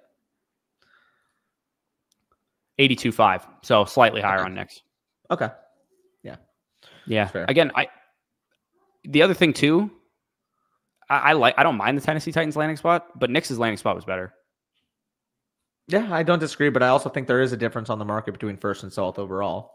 There is. Because I'm telling you right now, if Bo Nix did what he did as a first overall pick, his market value would be 1.2 to 1.5x higher. I mean, I got him a QB9 in Dynasty. Like, he's already pretty damn high. But let's say he was the first overall pick and he did that. He could be like, look at Jaden Daniels. Yeah. Right? Yeah, he could. Can we have a conversation? And like, I know this was the argument yesterday, but in all seriousness, can we have the Caleb versus Drake May conversation? Yeah. So I ended up moving Caleb one spot higher. He is in a situation where he cannot fail, and I think he's a good enough prospect to not fail. That's why I'm very optimistic on him. He has Ben Johnson. He has arguably the best weapons core in the NFL. He has a much improved offensive line. If he has a bounce back second year, let's just say he throws 30 touchdowns, he rushes in another 3 to 4, the Bears win 9-10 games, he might be the 101 in startups. And again, I love Drake May as well. I think Drake May had a better rookie season and is a comparative talent to Caleb Williams, but it would be foolish me to ignore the surrounding cast. Good point. And as much as I believe in May's surrounding cast, this is a good point though too. What Brock brings up, dude, I love their quarterbacks 5 and 6 for me in Dynasty. You're really like pulling strings here. Like this is very close, but it would be foolish of me to not acknowledge the discrepancy in surrounding talent with Caleb. Because, like I said, I don't think any other quarterback, barring maybe Trevor Lawrence, has as good of a supporting cast. Yeah. I still prefer May. I think the Patriots have done a decent job of what they've done to build around him this year. And also, I think Caleb's rookie season versus May's rookie season is a pretty wide difference in terms of what one looked like the much better quarterback. Contextually, I completely would hear agree. arguments still for Nix over Caleb. I would still hear arguments for it. I think this, obviously, the surrounding cast is so good in Chicago and the offensive upgrade and all that kind of stuff, but I would still hear arguments for 3 years from now. We look back on this and we're like, Nix was just better. You know what my counter to that would be? So we're arguing just how bad of a rookie season Caleb Williams has. And I understand contextually, I think May had a more impressive rookie season, but we're talking about that still for a quarterback where if I were to blind resume and pull up to you, 62.5% completion percentage, 3,500 passing yards, 20 touchdowns, 6 interceptions, 489 yards rushing as a rookie quarterback. How would you describe that? Sorry, this distracted me. I would describe that as a pretty solid rookie season. Yeah, like we think, oh, turnover machine. He had 12 total turnovers behind arguably the worst offensive line. Actually, I he wasn't worst offensive line than the Patriots. Let's get that straight. Yeah. But bottom 3 to 5 offensive line. Huge, yeah. Huge upgrade in coaching, huge upgrade in offensive line talent. As good as his weapons were last year, he had an even bigger upgrade in that department. My thing is, sometimes it might just come down to the fact that if Drake May was the first overall pick for the Chicago Bears last year, I think they win 3 to 4 more games and Matt Eberflus is probably still employed. Trust me when I say I genuinely think Drake May is a better quarterback than Caleb Williams. You've heard that from me. I think Drake May is up there with the next Josh Allen. I also think Caleb Williams with this supporting cast could be the next Patrick Mahomes. Not like in terms of, oh, he is the best quarterback of all time. In terms of, I can see him having a 45-plus passing touchdown output, given how creative his offense coordinator is and given the fact that he has 4 ready-made pass catchers and a receiving back. Of course. So yeah, like head coach O-line make a big difference for sure. Yeah. I just think it can't be understated how impressive Drake May did with nothing. Like no line, no coaching, quarterback 6, no weapons. Like we're getting on Caleb for not having coaching in the line. He had probably better coaching and better line play than May had. I think Drake May had a much more impressive rookie season contextually, but Also, what the fuck? Oh, come on, dude. What the fuck? Okay, so you're taking Henderson over Judkins? Yeah, definitely taking Henderson now. What the fuck? I hate that. I mean, I like it. I think it's a good fit for what they want to do, but I hate it for fantasy. They just got my RB 5 and 6 in the class. All righty.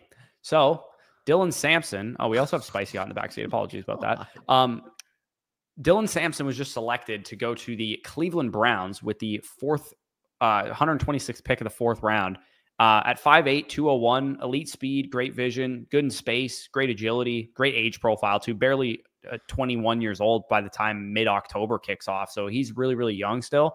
Undersized, probably going to be a committee back definitely now that he's playing with Judkins, who's obviously got all that he can handle in terms of touches. Kind of annoying that Judkins is now still going to not get the sexy carries because that's going to go to Sampson in the Browns offense. Going to be a good 1-2 punch for sure. Definitely an interesting player, no doubt. But these two guys might cannibalize each other a little bit. I'm still going to take Judkins pretty high, but I think you got to go with Henderson now. Dude, I don't know where to rank Sampson. Where do you rank him in terms of dynasty rookie or dynasty running backs? Let me rank him in rookie drafts first. Oh yeah, that's another thing too. I gotta pick up some of these rookie rankings. So if I go to rookie rankings, go to Superflex. Okay, so I got to move. I will not, unfortunately. I will be taking Cam Ward over Judkins now as well. Good. You kind of got bailed out there. Okay. But Henderson's going to be my 105. I don't think I got bailed out. I think Judkins would have been a stud. And I'm going to move Judkins down a little bit in terms of his dynasty rankings. Where's Sampson? Sampson. I'm at 24. I would rather have Tootin than Sampson. But I think I'd rather have Scatterbo than Sampson too, I think. Yeah, I would agree with both those. I have both of them higher. I have them for what it's worth right now at 24. Jalen Lane? Like, what do we can we get these garbage receivers off the taking bad receivers over good receivers like constantly? Yeah, not fun. Who drafted what's his face again? ETN? Carolina. This is the correct order in my opinion. Profit in terms of where you take those guys respectively in a rookie draft. I think you're talking early 2 for Harvey, mid 2 for Tootin, late 2 for Scatterbo and Sampson. Probably is what you're looking at in terms of overall value there. I have the same order, and that's coming from a guy that literally had Sampson RB6. I don't think you can ignore the fact that they drafted a higher capital running back in a guy that I literally had a spot ahead of Sampson in the 2nd round versus Sampson in the 4th. Now, do I think both have utility? Could it be a Najee versus Warren situation in Cleveland? I think that's a good I do believe so. But at the same time, it's like we want both these guys to get the most valuable touches, and inherently with both of them in this backfield, that won't happen. They won't get 100% of the monopoly of these valuable touches. This is also a correct take. He threw Johnson in there as well. Yeah, it kind of sucks for Judkins purposes. Let me ask you this question.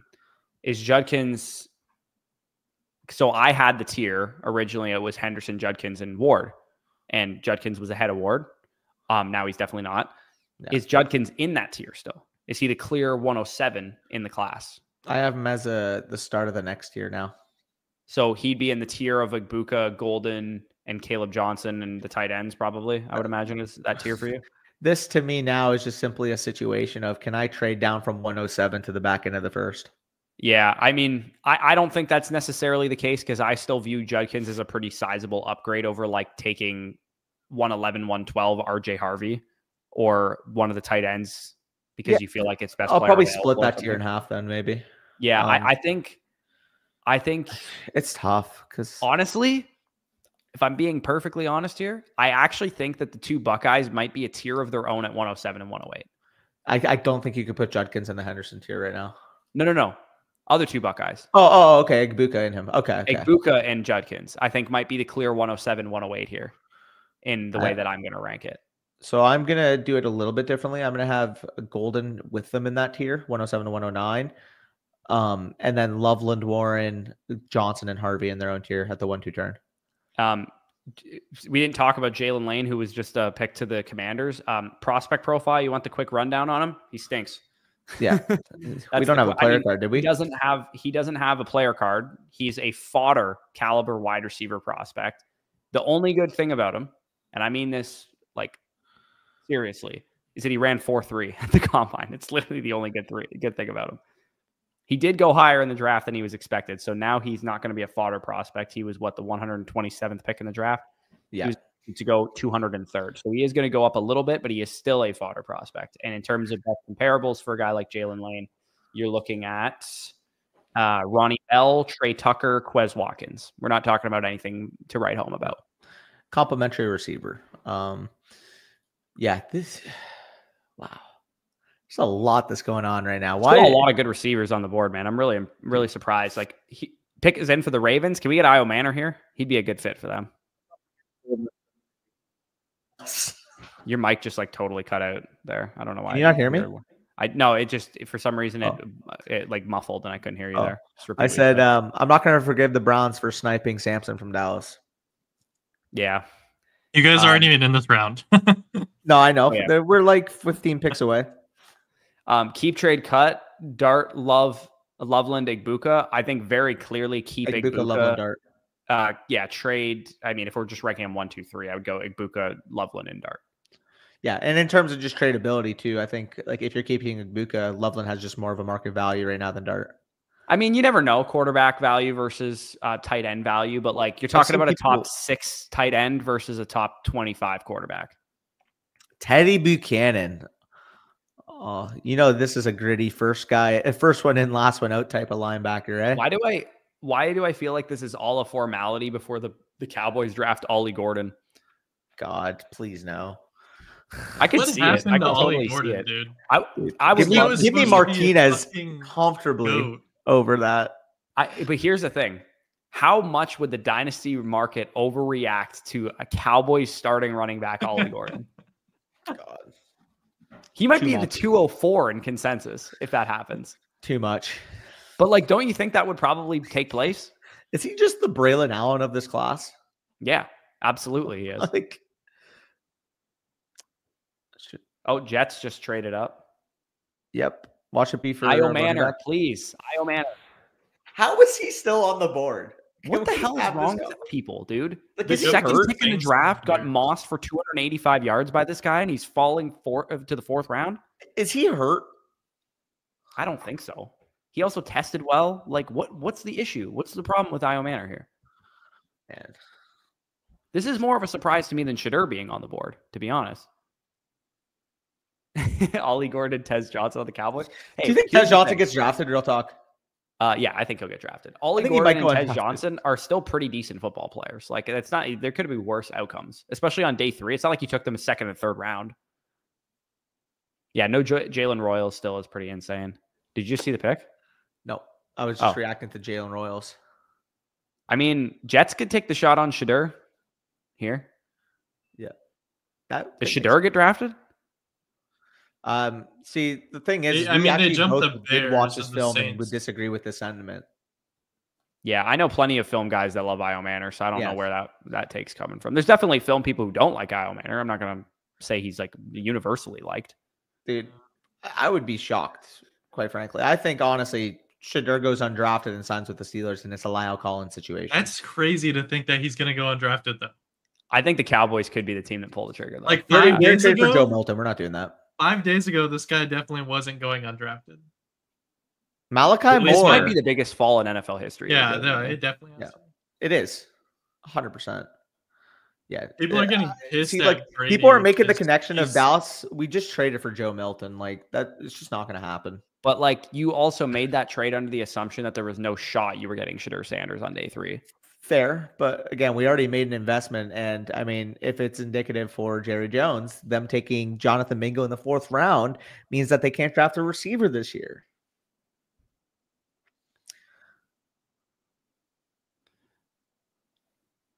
This is another thing too, eh? Imagine all the people that bet the over on his draft position, and that just gets voided because he goes undrafted.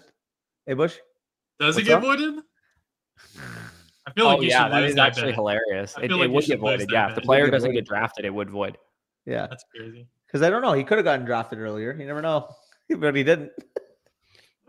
I wonder if Shadur put 31 teams on his won't play for list. Yeah, like I'm sorry, but Shadur Sanders acting like he had first overall pick energy when he was very clearly like you can only pull off the hey, I'm not going to play for you if you're Eli Manning. Like you are very clearly the best prospect in the draft going first overall. You cannot pull like you were a fired his number for quarterback. like extra like draft capital maybe or something. They were like, "Yo, it's looking bad. Can you retire his number at Colorado?" Imagine if Shiloh gets drafted before Shadur. Second favorite son incoming. Dude, that would be such a fucking hilarious sight. Like if I just had a terrible interview with Shadur, I would do it completely out of being petty.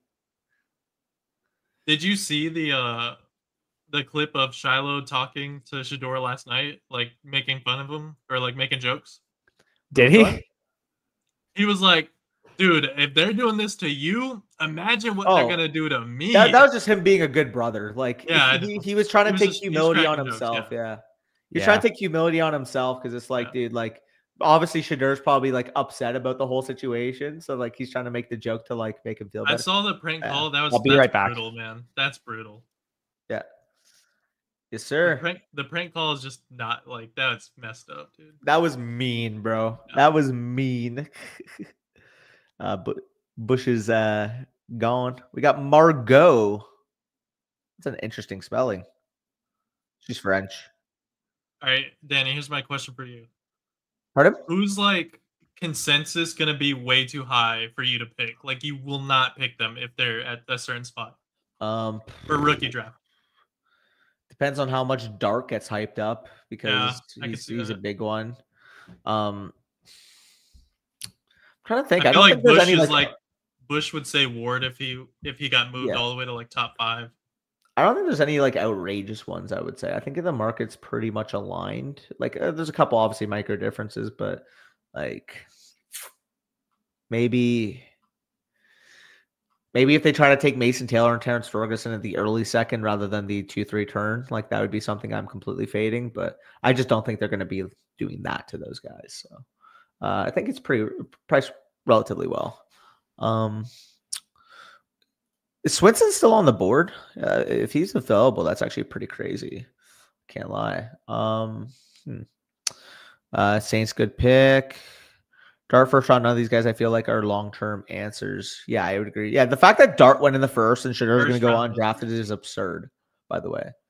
It's like, I mean, I think he's better than Kenny Pickett, but like when Kenny Pickett got drafted in the first round just because. Yeah, no, exactly. It's like 25th overall for Dart, and he's already 100+ picks before Shadur is insane. Or like ordering food again.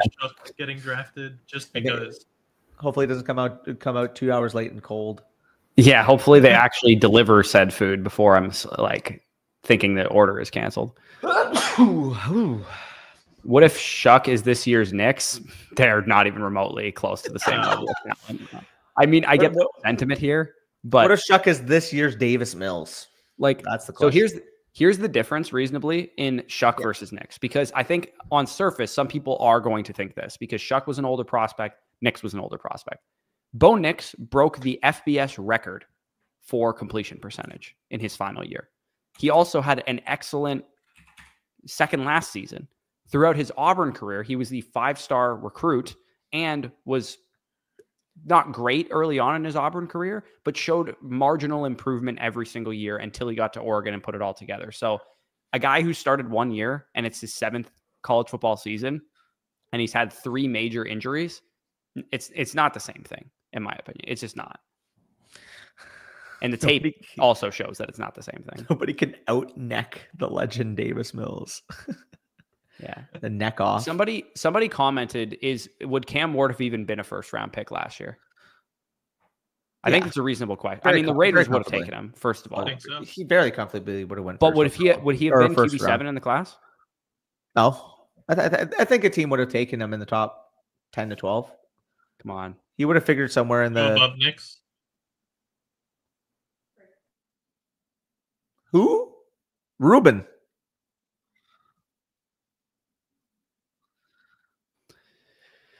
I really want the Bears to take a running back, man. Can you take Damian Martinez?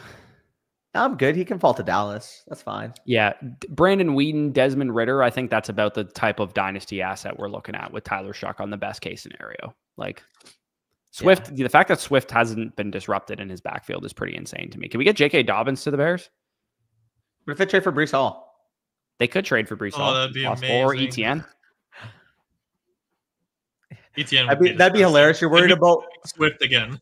I was gonna say you're worried about Swift's dependability on a down and down basis. Let's trade for ETN.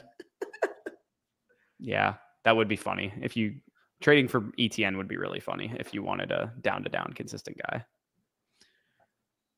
Where does Purdy rank after his extension for you? Is it official? No, I don't think so. I think he's just saying once he gets extended. I mean, maybe it is official. I don't know. But Purdy right now among quarterbacks is in a mega tier of guys. I have Brock Purdy in a tier by the 18 with Kyler Murray, Baker Mayfield, Trevor Lawrence, Jordan Love, himself, and Justin Herbert. It's a tier of 11 to 16 for me. Yeah, I'm anticipating he's going to get extended. Maybe you'll move him up after the extension. I'm anticipating he's just going to. He has good supporting cast right now still, and he's proven that he's at least a top 12 to 15 quarterback in the league, and he plays for Kyle Shanahan. So for me, I feel pretty good. Also, just from like a raw production standpoint, like he consistently produces like a back-end QB1. So I have the tier actually being Ward, Prescott, Mayfield, Purdy, McCarthy, and Young. Because I have Herbert, Murray, Stroud, Lawrence, Love, and Nix in the tier above. I love Young and I love McCarthy and those guys. I just think Purdy has proven a lot more than those guys have, which is why I have him in a tier ahead. And if you want to make that even a slight mini tier, I think that's reasonable. Even if you wanted to put Penix and Tua and that, like I honestly don't mind extending that tier down. I just do believe in McCarthy. I believe in McCarthy too, but I think McCarthy turning into Purdy, frankly, would be pretty close to his upper range of outcomes. Yeah, no, that's reasonable. And I do have him Purdy above him for what it's worth. What's the Chiefs got the running back here? Let's get a running back. I'm surprised Raheem the Niners Rocket have another Sanders running back. Like Rocket Sanders. The Niners love to draft running backs. Raheem would be so fun here, dude. Also, Damian would be very fun. I want him for Dallas. Yeah, it is. Like, I'm not gonna lie though. Like, going through the quarterback range is hard. It's really not easy. By the way, the Cowboys are up in 11 picks, so we could get a running back spot soon. Yeah, we could. Denver already took one. I wouldn't be. Here's another thing. We just saw Judkins have a running back added to his backfield. I would not be shocked if the Broncos took another one. Fuck no! Don't do that to me. What if they take Damian Martinez right here behind RJ Harvey? I had Martinez higher than Harvey pre-draft. They could do that, or they could also let him go to Dallas where he could actually be a stud in fantasy. You know the NFL isn't that kind. Fuck, they are kind of assholes. I can't lie. Dude, Baltimore's going to take a running back. Watch. So let me ask you this, Danny. Is this an outrageous tier break that I have? I have a quarterback of just 2 at 9 and 10. Can you guess which 2 it is? It's not Caleb, May, or Mahomes. They're in a tier of 3 ahead. Nix and Love? Nix is one of them. Who do you have at 10? That's a tier above? Yeah, a tier above. Murray? No. Can't be He's Stroud. very young still. That's part of why it is. Can't be Stroud. It is Stroud. I think you got to extend that tier. To who? Who else belongs in a tier with Nix and Stroud to you? Lawrence, Murray, Herbert, and Love. I would argue that's a 9 to 14. I could hear you on. Bush is a certified Herbert hater. I am a certified Herbert hater. He's my quarterback. If we're going to give the benefit of the doubt to Mahomes, we should give a slight benefit of the doubt to Herbert here. I can see you. We brought this up yesterday, Danny. You were the one who said it. Let's not do this in the chat, by the way. Never. But also, I'm pretty excited if that is the case. Yeah. See, Prophet, we gave you a warning. Next time it happens, it'll be a timeout. But with that being said, that is we react to it. That's the rule. Wait till we react to it. But holy crap, as a Royals guy, that is fucking fun. Yeah. I mean, on the field year 1, you're probably not getting a ton of utility out of him because Hollywood, Rice. Actually, I don't know. Rice not being on the field right away, maybe you get some utility out of him. Either way, Pretty crowded year one, but 1 year deal for Hollywood and all that kind of stuff. Jalen Royals, Utah State University wide receiver, 6 foot, 205 pounds. You can see both of us have Jaden Reed as the comp here. Contested catch guy, route running ability, yards after catch ability, athleticism. Danny outrageously comped him to Jamar Chase at one point. But just to give you an idea, he does have that explosive ability in the open field. Production-wise, very solid. Although he did play for a small school in Utah State, he was extremely, extremely productive. 11.57 targets per game this past year. Press coverage releases were an issue. Route running was an issue. Matt Harmon detailed that in reception perception. And he did have a foot injury in 2024, which kind of limited him and maybe caused him to slide a little bit, potentially. Maybe medicals is the reason he slid to the 4th round. We don't exactly know. But a fun player to play with Mahomes for sure. In terms of that slot yak archetype, I'm seeing a couple people mention him versus Rice. I think they are different types of slot receivers. Rice, more of your prototypical power slot, bigger body, possession receiver that gives you some powerful yak. Think of Royals in a similar vein to like a Jaden Reed type of slot receiver. I do think, though, if Rice is maybe slow to the game with the ACL, obviously potentially could face a suspension, this could be a guy that plays the majority of the slot snaps right away. Yeah, he could. He definitely could, right? Like year one, he could play some slot snaps because, like you said, Rice maybe not ready to go in year one off of the ACL tear. And if he gets suspended or something like that, that would be, hold him back. Do we think Royals will affect Worthy? I mean, here's the thing. This is ultimately best for Pat. That's who it's best for, because Mahomes was throwing to not many great options. Once Hollywood was down last year, Rice was down last year, Worthy was still a rookie, not playing at super high level. Kind of the same thing that we saw in Tampa with Baker Mayfield when Evans was hurt and Godwin was hurt. This is a good, you shore up your depth at that position. At the very least, he's going to be a very good number 4 for you year one, and maybe number 3 or something like that. Royals is a decent prospect on a good offense with the best quarterback in the league. He's going to be worth a shot in rookie drafts for sure. Him or AD Mitchell? In Dynasty? Yep. I'd rather have AD Mitchell, I think. Similar range, though. I think if you value Royals in like the early 60s, give or take a wide receiver. Yeah, I think around that range is probably fair because you got to factor in the 4th round capital and the fact that it's a little bit more of a crowded wide receiver core. Let me place him right now. Would you rather have Royals or would you rather have Jalen McMillan? It's very similar situations. Yeah. And McMillan, similar, by the way, to Igbukah, he's going to have a bigger role the following year, probably, if Evans is gone. Like, I don't think people should be giving up on McMillan necessarily just because they added Igbukah. Yeah. So I have McMillan at 61 and I have Royals at 64 tentatively. Yeah. I just put Royals at 65 because I had AD Mitchell at 64. So that'd be the difference there. I actually have to move Diggs up. I didn't move Diggs up since he signed. Stephon? Yeah, let me see. Where do I have Stephon ranked? Do I have him bumped up? I mean, like Keenan Allen's another guy I'll probably have to raise at the moment he signs somewhere. Savion Williams, I have in Timbuktu at 82 overall. Yeah. That guy sucks. Yeah. Like, to me, it's like Jalen. Would you rather have Jalen Royals, the upside, the untapped potential there, or would you rather just take a sure bet to get decent production out of a Rashad Bateman or something like that? Like, to me, that's like the conversation point with a guy like Royals. Sorry, Tristan, who's panicking on Rice? I'm not panicking on Rice. I'm just saying we're thinking of ways that he gets on the field. Royals. Yeah, no, Rice, year one maybe is not out there right away. Let's get this straight. I'm not saying that Royals is going to be better than Rice. I'm saying if Rice has a suspension or is slow coming off the knee injury, I think Rice has a wide receiver 1 level upside the moment he comes back. It's unclear when that will be, and I think Royals can give you some supplementation in the slot role. Yeah, I think that's fair. Oh, someone in chat. Okay, you're good, Tristan. You're good. You're good. Sorry, yeah, I thought you misinterpreted. No, I was the Rashee Rice guy last year. In fact, after week 1, I called them Rashee St. Rice is what I said. You did. We also you actually called him Rashee St. Motherfucking Rice. Rashee St. At full volume in the flock. That God himself, baby. Yeah. Can we get an Alec landing spot? I like Seattle. I think that'd be a good landing spot for him.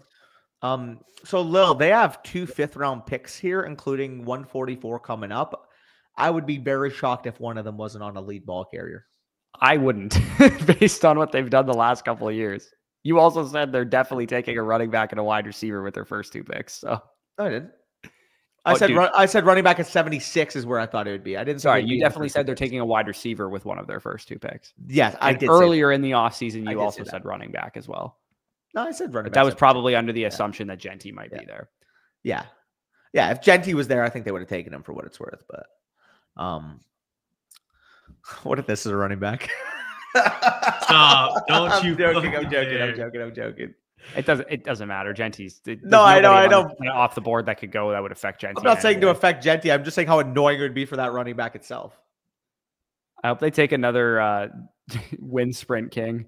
I know, right? You got a big Aussie on the stage.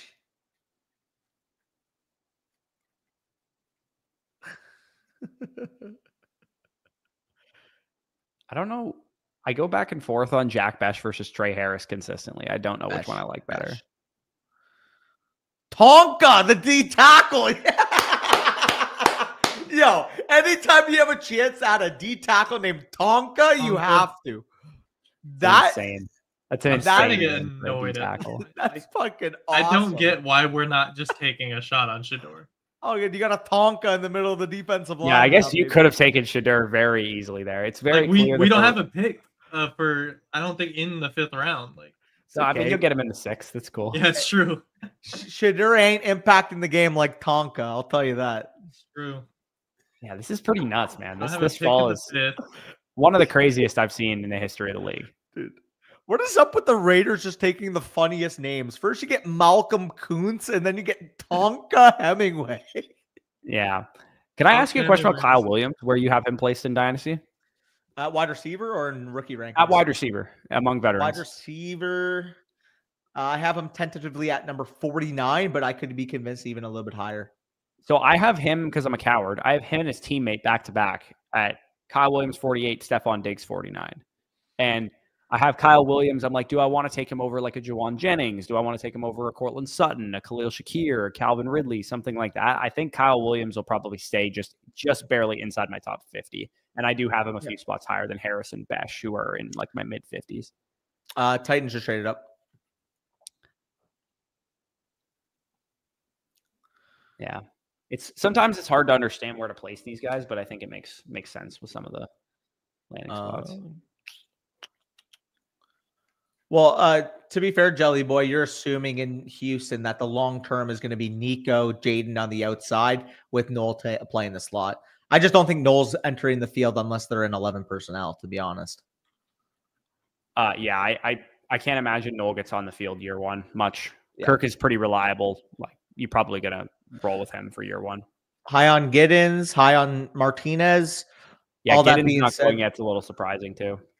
Yeah, get one of them falling to the Cowboys, and I'll feel really You know what doesn't nice. make any sense to me? Why does the NFL like speed so much at wide receiver but not at running back when it actually translates? Right? Kyle Williams reminds me of Diggs. If he can completely clean up as a road runner, again, Lofty. that's a comp for lofty sure. comp.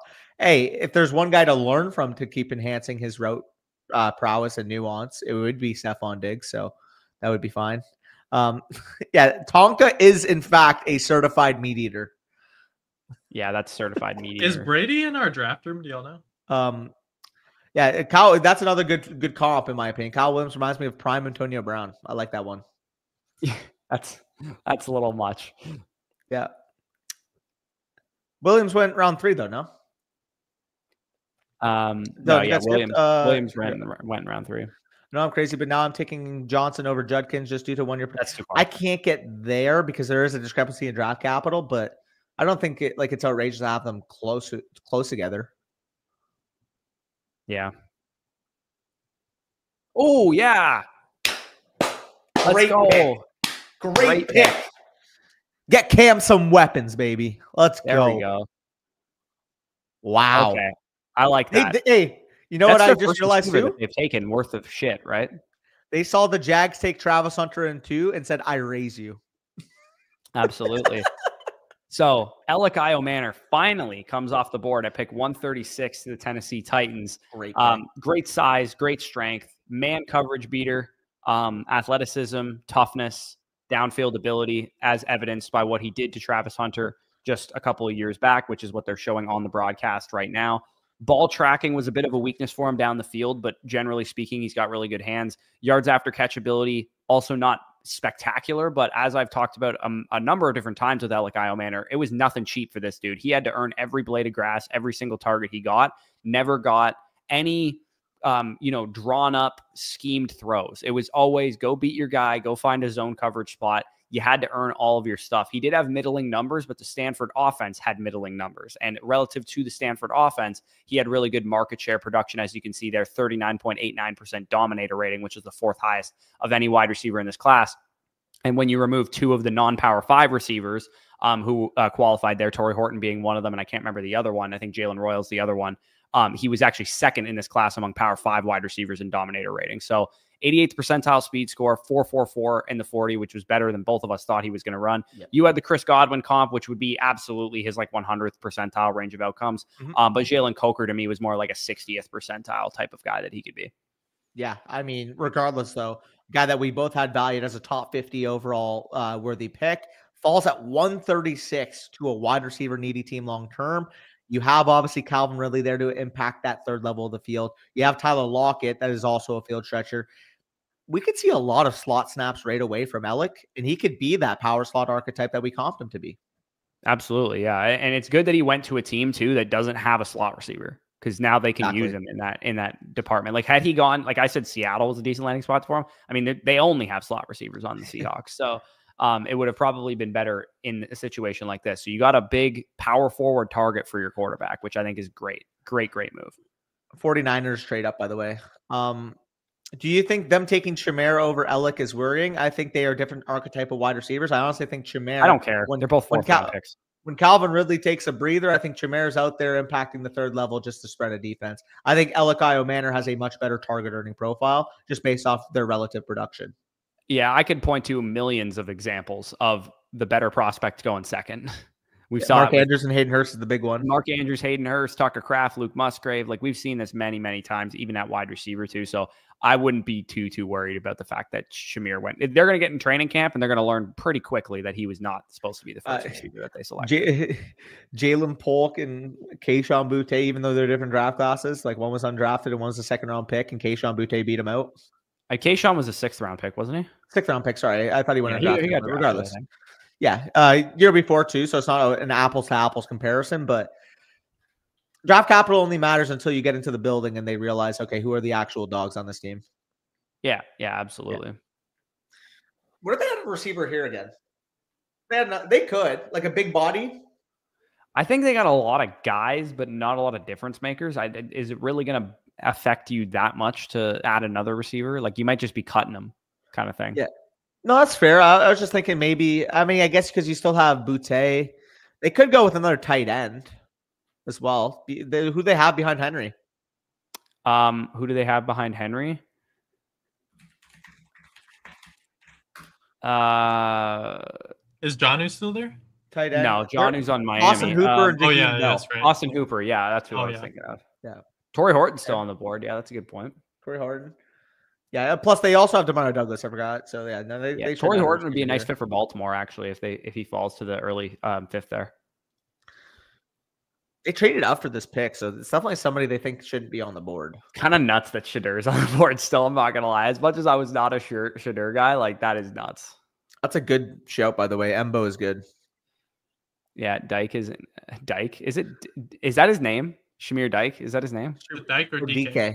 DK? I don't know how to pronounce it. But either way, he might be a good blocker, but there's not a single receiver in this class who's a better blocker than Alekai Manor.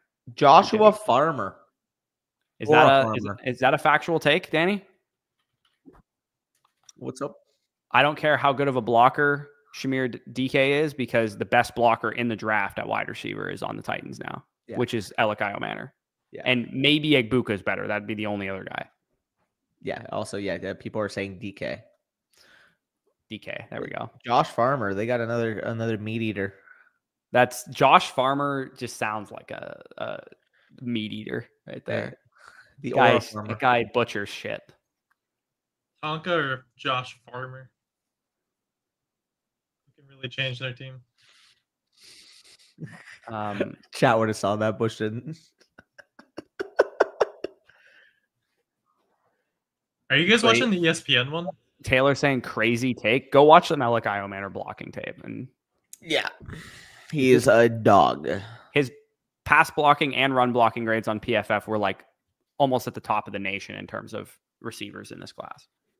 So, I mean, I'd be lying to you if I said I watched like a shit ton of Shamir DK's blocking tape, but it's a pretty high bar that he would have to clear. His blocking numbers this year were good, though, so I'll give you that. They were really good. But over the whole course of his career, they were not. Yeah, we do have some Dylan dominance, I will say.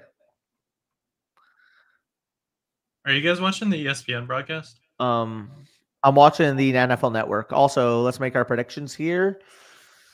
What running back are they going to take to fuck up the Cowboys? They're not going to take a running back. You sure? Yeah. I think the 49ers would be a lot more at risk of taking a receiver than a running back if we're talking those. Niners positions. love drafting running backs. They love drafting especially running in backs. day 3. Is there a tight end on the board right now? Aronde Gadsden. Aronde Gadsden would be so fun. You know who? Oh my God! Wait, 49ers are going to take what's his face? Brashard Smith or Jaden Blue. Jaden Blue would be hilarious. Jaden Blue. The Cowboys signed J.K. Dobbins? I hope so. I hope so. Crazy. Yeah, that'd be wild. It's probably just like saying they don't have. Twitter feed would have blew up. Well, so if I will say, if Jalen Royals and Malachi Manor were going to be destined to fall to the 4th round, them going to the Chiefs and the Titans are pretty good ranges of outcomes for that, you know? Sorry. Look at this tweet.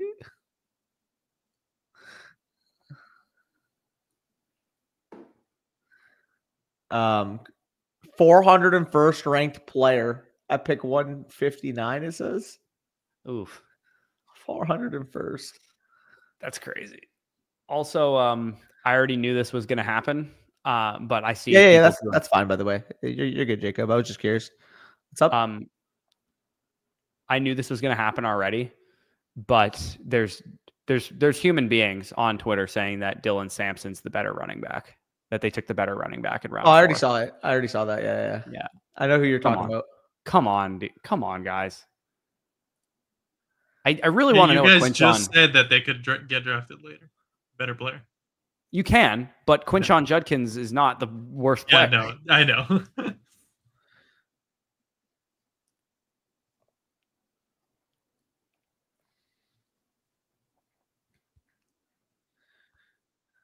Jordan Watkins goes to the 49ers, Ole Miss wide receiver. You know when the only stat you can pull up about a player is how many yards per reception they had, that they're not good. Also, you want to hear something real quick, Bush? What's up? I asked a scout about Shedeur Sanders, and he said, I know you're focused on him with each passing pick, but you'd be amazed at the number of teams that don't even have him on their board. They're not even considering him. He's not even part of their conversations. That's crazy. There's people in the 7th round that you'll never have heard of. Like, you might as well just take the shot. There's people that view the draft as, we want to get our type of people in the building. And Jason Light and the Buccaneers are one of them. And there will be teams that view Shedeur Sanders as a net negative to their locker room to the point that they wouldn't even spend a 7th round pick on him. Also, this is so true, by the way. Jay Metal points this out. Where's the market going to take Judkins now? Like, not where we have him ranked. Where's the market going to take him now? Late first. I don't think they can drop him lower than the late first. What's the lowest he goes? Like, I'll pull up my rankings right now. 109, 110. So I have him at 107 in a mini tier with Igbuka here. Do you think there's people that are going to take Igbuka and Golden and Caleb Johnson and the tight ends over him? The tight ends would go over him in most leagues, I would say. If a quarterback needy team was at like 108, 109, I could see Dart going above him. And if somebody was drinking all the Kool-Aid on the Golden landing spot, I would say Golden. I don't think they would be stupid enough to raise the other running backs ahead of him. I would not be shocked if Caleb Johnson and RJ Harvey went over him in some leagues. 36 is still 36. I'd say like there's a 10-15% chance it happens in most of your guys' leagues, but when you guys have drafts, definitely let us know if Harvey or Caleb went over Judkins, because I think it's going to happen in a lot of leagues. Yeah, no, I feel you. This isn't a take we haven't discussed either. Dylan said he would take Higgins over one of the tight ends. I wouldn't. Like, dude, I here's would the take really Higgins tough over thing Burns. about these tight ends, man. Like, are they going to be top 12 tight ends in their first 2 years in production? By year 2, they should. Like, yes. I don't feel great about that, man. You got 4. It's tight end, bro. weapons This in doesn't take Chicago. much to get a top 12 finish. You're Like, okay. Hunter Top Henry 6, was like the top tight end 6, 12. realistic, like needle moving production. So let's see. Okay. Like 12 points per game is about what a top 6 season is, give or take. Let me just take a look at the landscape. So if we go by PPR scoring, we go to tight end here. Yeah, obviously Brock Bowers just ahead of everyone. George Kittle actually averaged more PPR points per game than Trey McBride and Brock Bowers this year. This is my opinion, by the way. Arthur puts this in the Yeah, chat. 'cause I'll I just think take Kittle missed Taylor a and few Terrence games. Ferguson at cost. I agree. This is what I'll probably do. Depends too. what that cost is, though. It'll be third round. 2-3 probably. turn? Sure. It'll be third round if I had to Yeah, guess. at that point, sure. I think people might move him into the mid-second, though. Oh no, dude! You gotta map out how many players are going there. Like you're gonna take those tight ends over Besh and Tootin and Harris. And I can see Kyle leagues Williams, doing that. Milrow and Scattaboo and Sampson and Dude, Io I'm not Manor saying now and like I'm not and, saying I would. I'm Royals saying now I going can to the see leagues Chiefs. doing There's it. no way these guys are taking tight ends over these. I'm not players. saying I would. I'm saying I can see leagues doing that. Yeah, you're right. Like leagues will probably do it. I've noticed, dude, people like just really don't like taking tight ends in rookie drafts. By the way, let's contextualize the fact that the Niners got Mykal Williams, Alfred Collins, and CJ West. Teams are not running the football against the Niners. They wanted to build that identity back up on the ball. And now you got a defensive line with Nick Bosa, Mykal Williams, and 2 certified meat eaters in the interior. Not You're running. not running the ball. Nope. Cam Jackson, nice. Dylan said we're scary, bro. He's a Niners fan by Yeah. the looks of it. Oh, your defensive line is insane. And we got Fred Warner filling in the gaps behind them. Like the 49ers have been known as one of the best run blocking teams in the league. Run defense teams in the league for a while. And now also a trade happened, they're saying. Yeah. Reese to the Cowboys? Big trade. Fantasy relevant trade. Oh. Sam Howell to the Vikings? Is that actually confirmed? What? Bro, Sam wow. Howell to the Vikings? Don't say anything nonsense. No, we live on. don't, bro. Don't say any JJ nonsense, bro. McCarthy What if JJ's not ready week 1? That's crazy.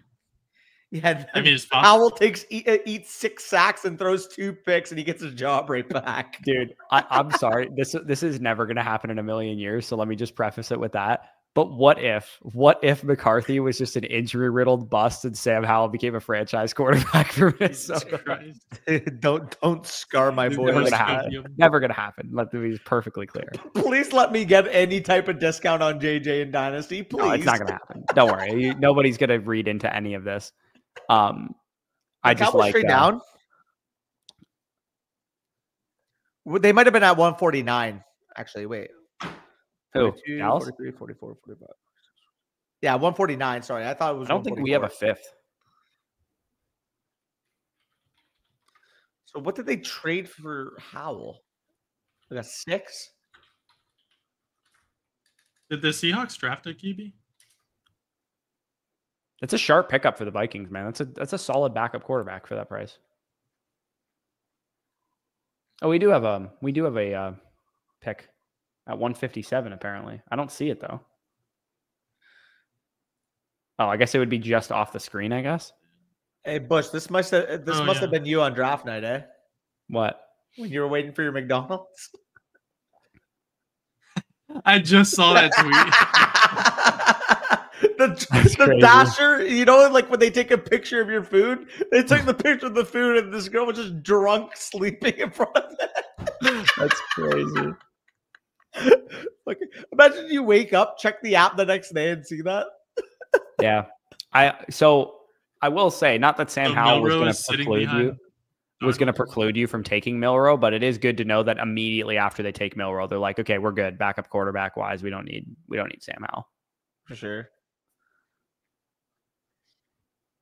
Also, tell me why I have so much. Maybe it's definitely the time of day, but I have so much energy 2 hours into this live stream than I did 2 hours into the last 2 nights live streams. I mean, so 2 nights ago, Danny, on the first night of the draft, we recorded like 4.5 hours of film breakdowns. So we were both dead by that point in the day. Alex said, who do you have at the 103 in Superflex tight end premium rookie drafts? Right now at the 103, I have Amari and Hampton, and Travis Hunter would be the other player if Hampton goes 102 in your drafts.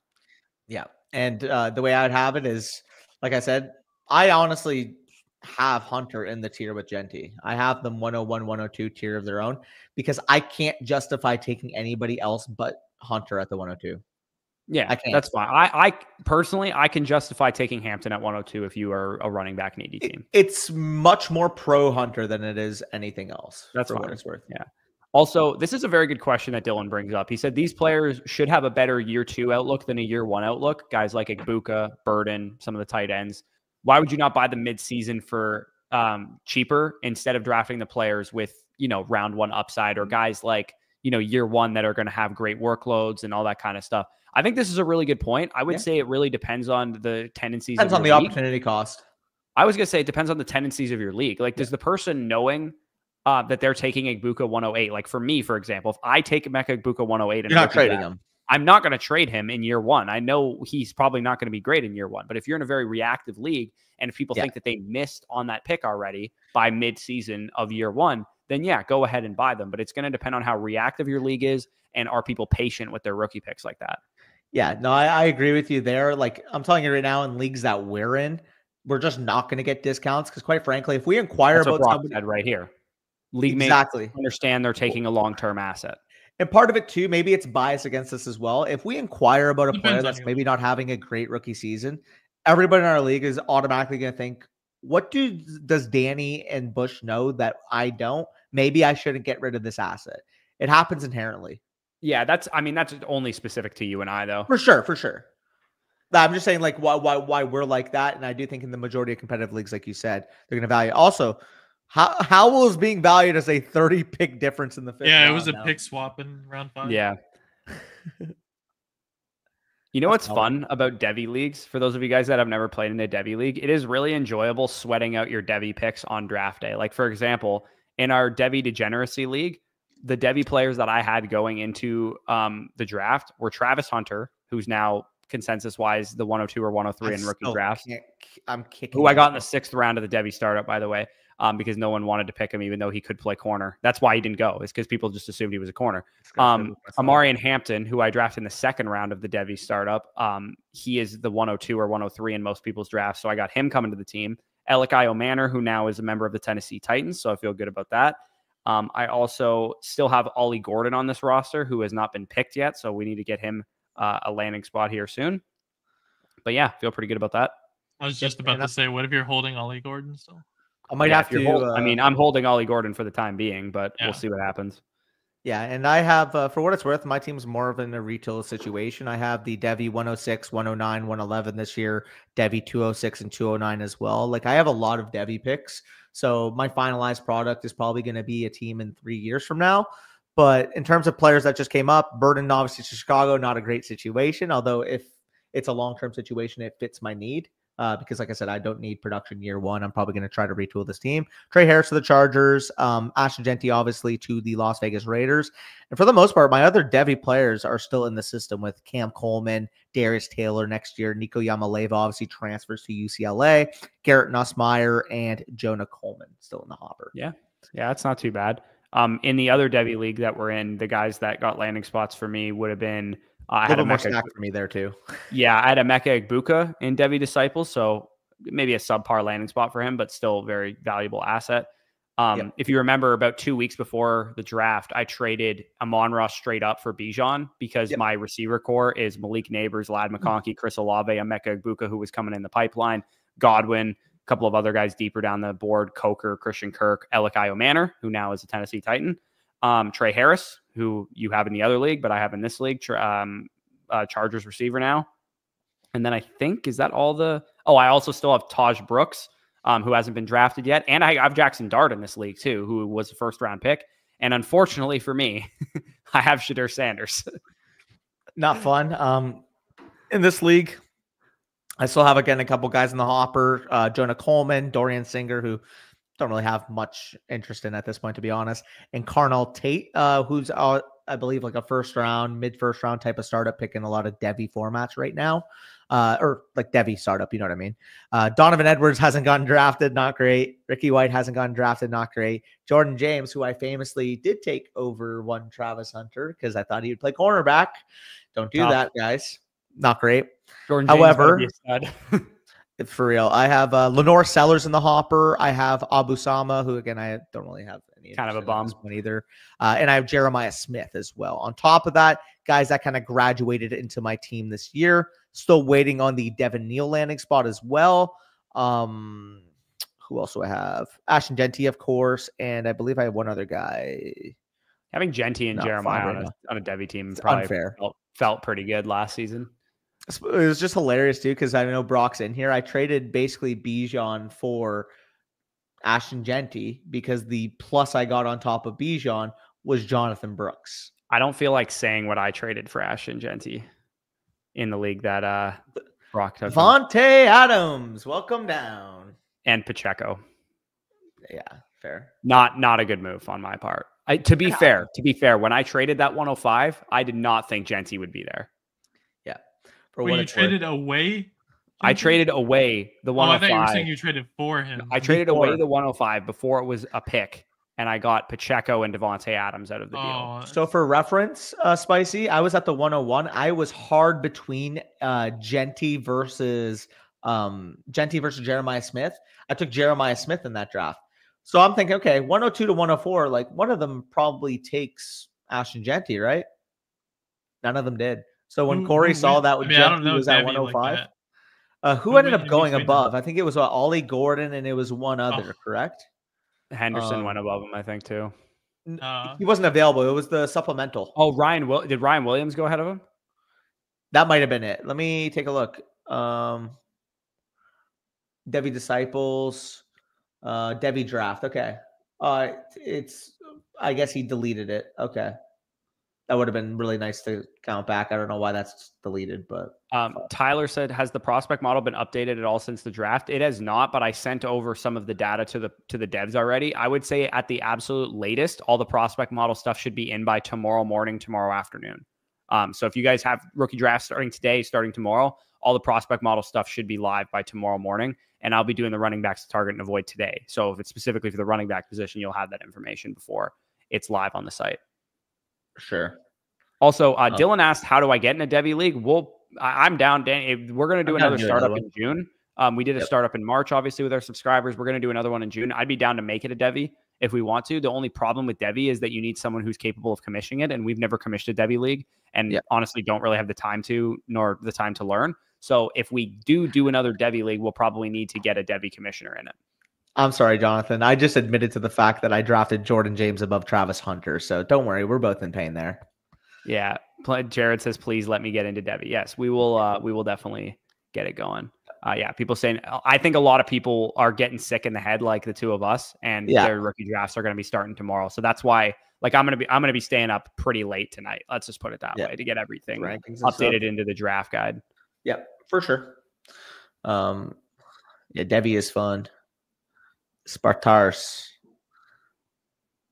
What is? Oh my God! Maybe you meant to say desperate. I just got spoiled a pick. Fancy relevant. Yeah. The Shador. I got spoiled. By the way, oof. I just looked at it.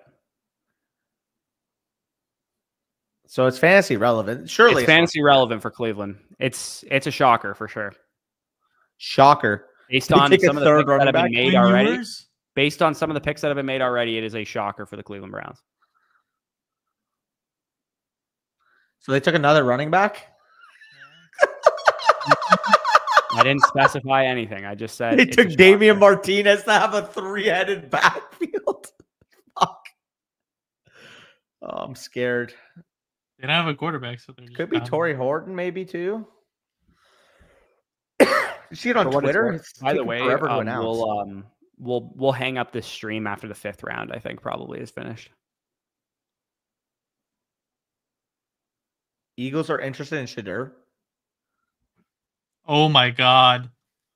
I haven't seen it yet. I just saw it. They traded over him. Could be Shadur.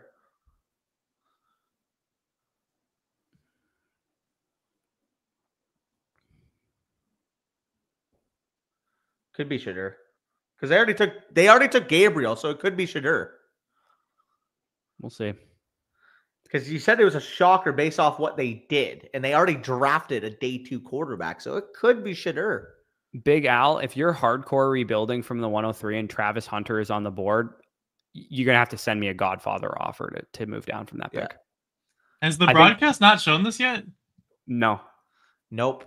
This class is so unbelievably top heavy right now. For those of you guys that have top 5 to 6 rookie picks, it's looking like you are in the driver's seat. If this is a prediction, put the question mark, because if that is actually what happened, we are not spoiling picks in this stream.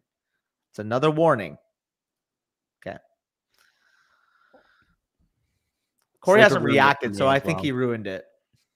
I think this has to be Shadur then. If you didn't react to him putting that in the chat. Don't spoil shit in chat, please, guys. We are behind. Yeah. I can literally see it on the card. That's crazy. Yeah. I've never seen that before. They showed a backline view of her holding the card, and I could see the name. I didn't even see it. It's Shadur. Like, it has to be, but there you go. Oh, I thought they take Shiloh. That's wild, man. So let's have the conversation. Shadur or Tyler Shuck?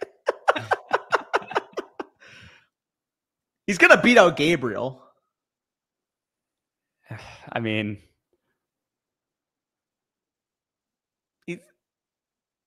why would you take Gabriel if you were going to do that? I don't know. For the locker room, maybe he's hoping he could coach Shadur to be a better person.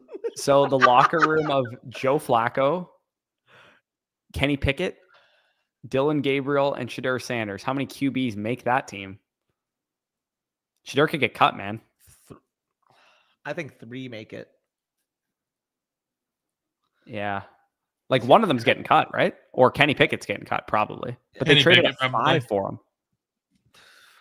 They traded a 5 for Pickett. Remember? Yeah, but they just used the 5 on. I know. It's just, I don't know. To me, it's like, why not just take Shadur in the 3rd if you were going to take him eventually?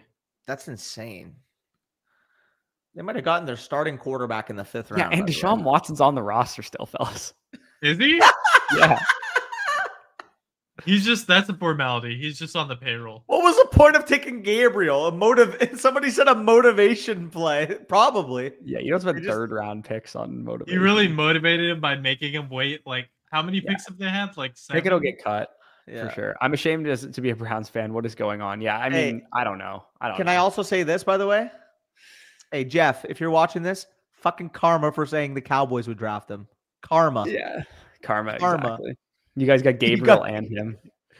Like, if you had just taken the Gabriel pick and said that was Shadur and you used this 5th round on an actual roster player, I've never seen a more unexcited locker or war room right now than this. They're just like this.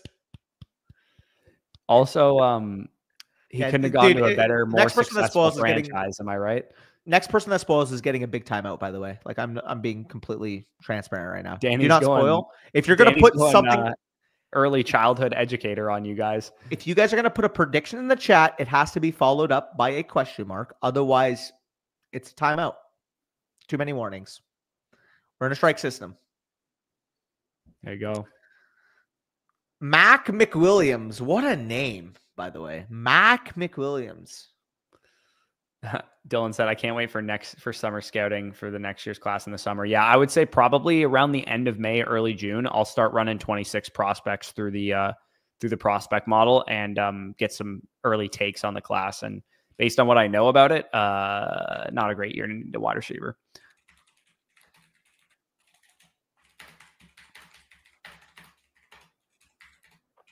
The Eagles traded their pick for the rights to Henry Ruggs.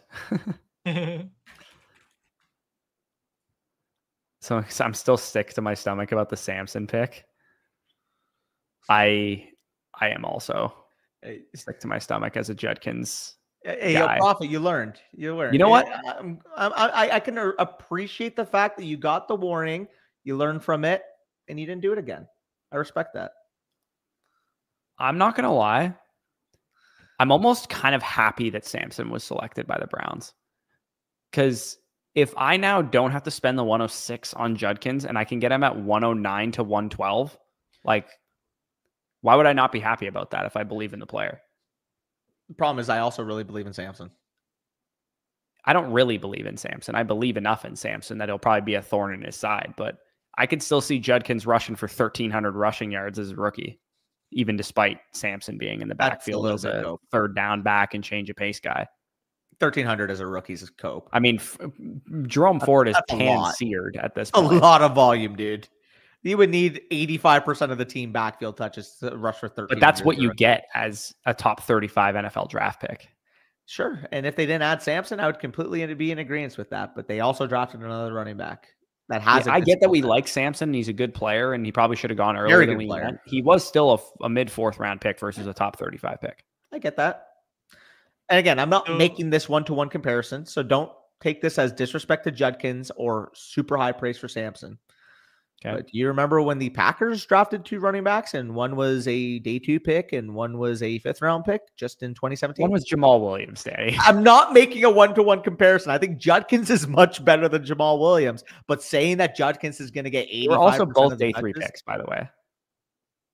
No, Jamal Williams was a 3rd rounder. He's 4th rounder. 3rd rounder, no? He was a 4th rounder, and even if he was a 3rd rounder, that's not the same as a top 35 pick. I believe he was a 3rd rounder, no? He was a 4th rounder. Oh, okay. He was a 4th. My apologies. He was a 4th. And again, even if, let's say he was a 70th pick in the draft, it's not a one-to-one. 35 overall. Not the same. I just think it's outrageous to say he'll rush for 1,300 as a rookie when Samson is still there. This is my opinion on it. I'll take the discount. So the Browns drafted a tight end when they have Njoku. They drafted 2 running backs, and they drafted 2 quarterbacks. That is so funny. Yeah.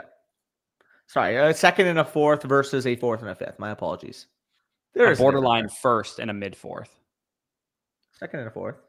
Borderline 35 is high. That's high, dude. I would also say Samson went borderline 3rd then. He didn't, though. Neither did Judkins. He didn't go borderline 1st. No. We're at the beginning of the 1st or 4th. No, we didn't. What? 120th? No.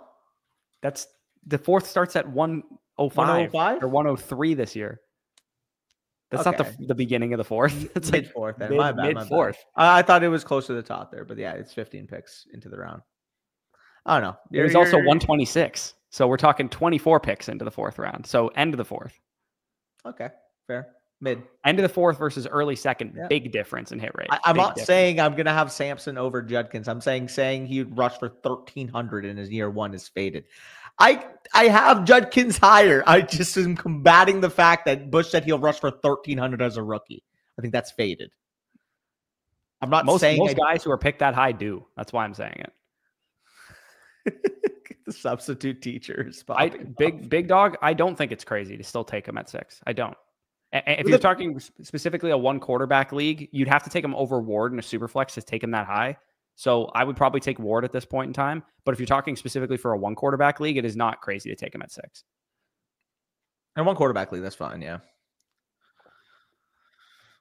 Yeah, I agree. I think Samson being on like the Texans instead of Woody Marks, that would have been a lot better. Yeah. Yeah, dude. Why? Yeah, and that's my opinion on it too. Like Judkins has a chance to rush for 10+ touchdowns his rookie season. I agree with everything you're saying, other than that he will rush for 1,300 as a rookie. I just don't think that's in the range of outcomes. I don't know. I see it.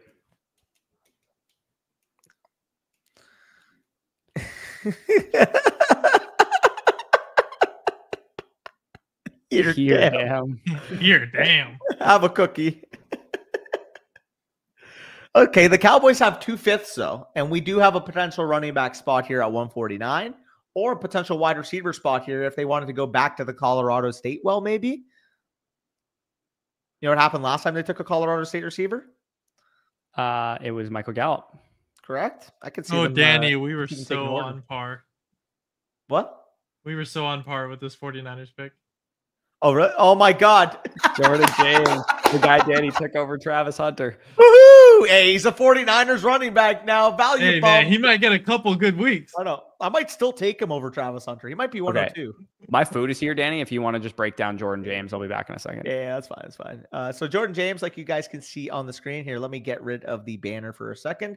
My comp, Khalil Herbert, Corey's comp, Jerome Ford, kind of the expected range that we had for him. Both expected him to be in that round 4 to 6 range. Did not test well at the combine. You do see some physicality. You do see a patient, physical back, especially a back that can contribute in goal line situations. The problem, of course, like I said, he's not the most fluid, has a ways to go in terms of developing as a receiver, and doesn't have the widest array of ball carrier moves.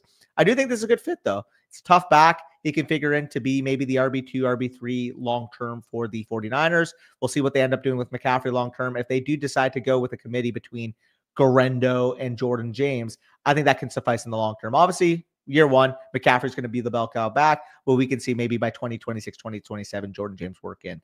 Regardless, though, he's a fun profile, and I think 5th round is a reasonable cost to be able to get him at. So, yep, that's Jordan James. I know Dylan is a 49ers fan in the chat. I apologize because I know you did not want a running back there. You wanted Marcus Embo, like you were saying, but I do think he is a very good backup running back to have on that 49ers scheme.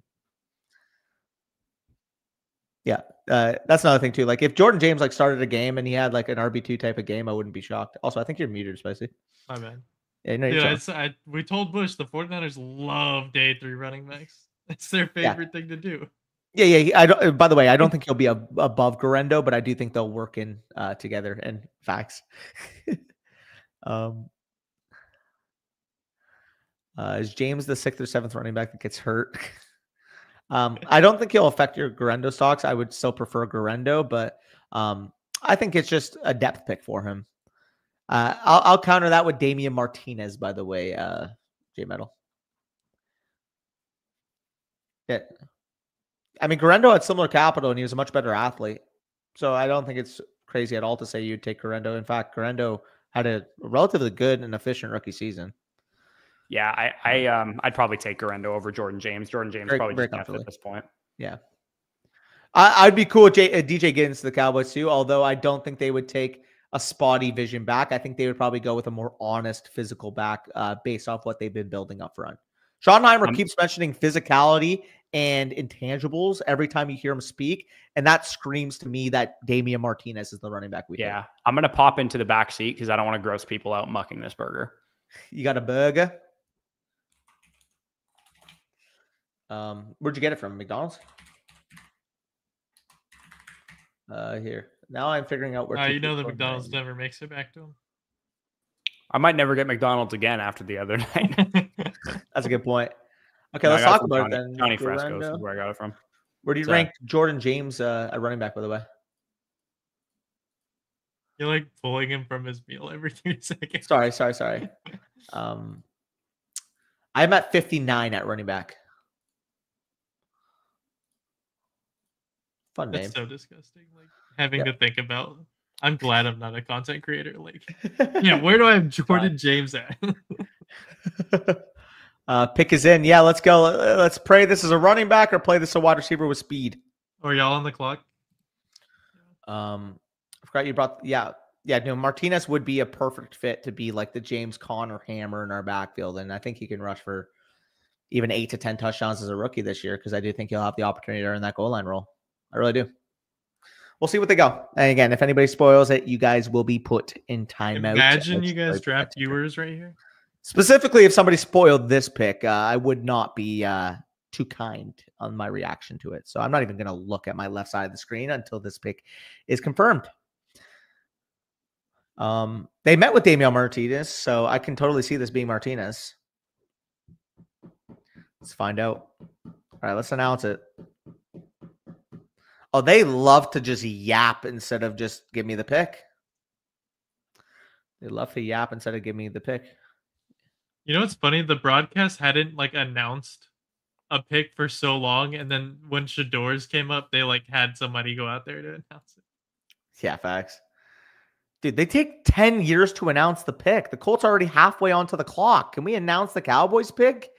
I'm not just saying that because it's the Cowboys pick. Yes, I think it's just because they're still talking about Shador. That's one. You are 100% just saying it because it's the Cowboys. I 100% am. I'm not joking, but you're not wrong. All right. I want to read the chat in a second, but oh, fantasy relevant. Fantasy relevant. Fantasy relevant. Well, Oh, okay. let's share the screen. So we'll go down here. Again, was not my highest ranked back. In fact, he was my RB 21 in the class. We do get Jaden Blue, Hookem. Funny enough, obviously they would have done their research on Jaden Blue. Obviously, Dallas from Texas, University of Texas, a lot of ties there. Interesting profiles, 85th percentile speed score, 4.38 speed, one of the best receiving backs in the class. I think he can earn that role right away as a 3-down back.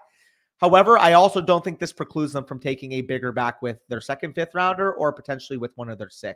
I think ultimately with Jaden Blue, if people are trying to raise him too high, early to mid-second, that's not where I'd be at. If you want to take him as early as the early 3rd, I think that's a more reasonable spot for Blue.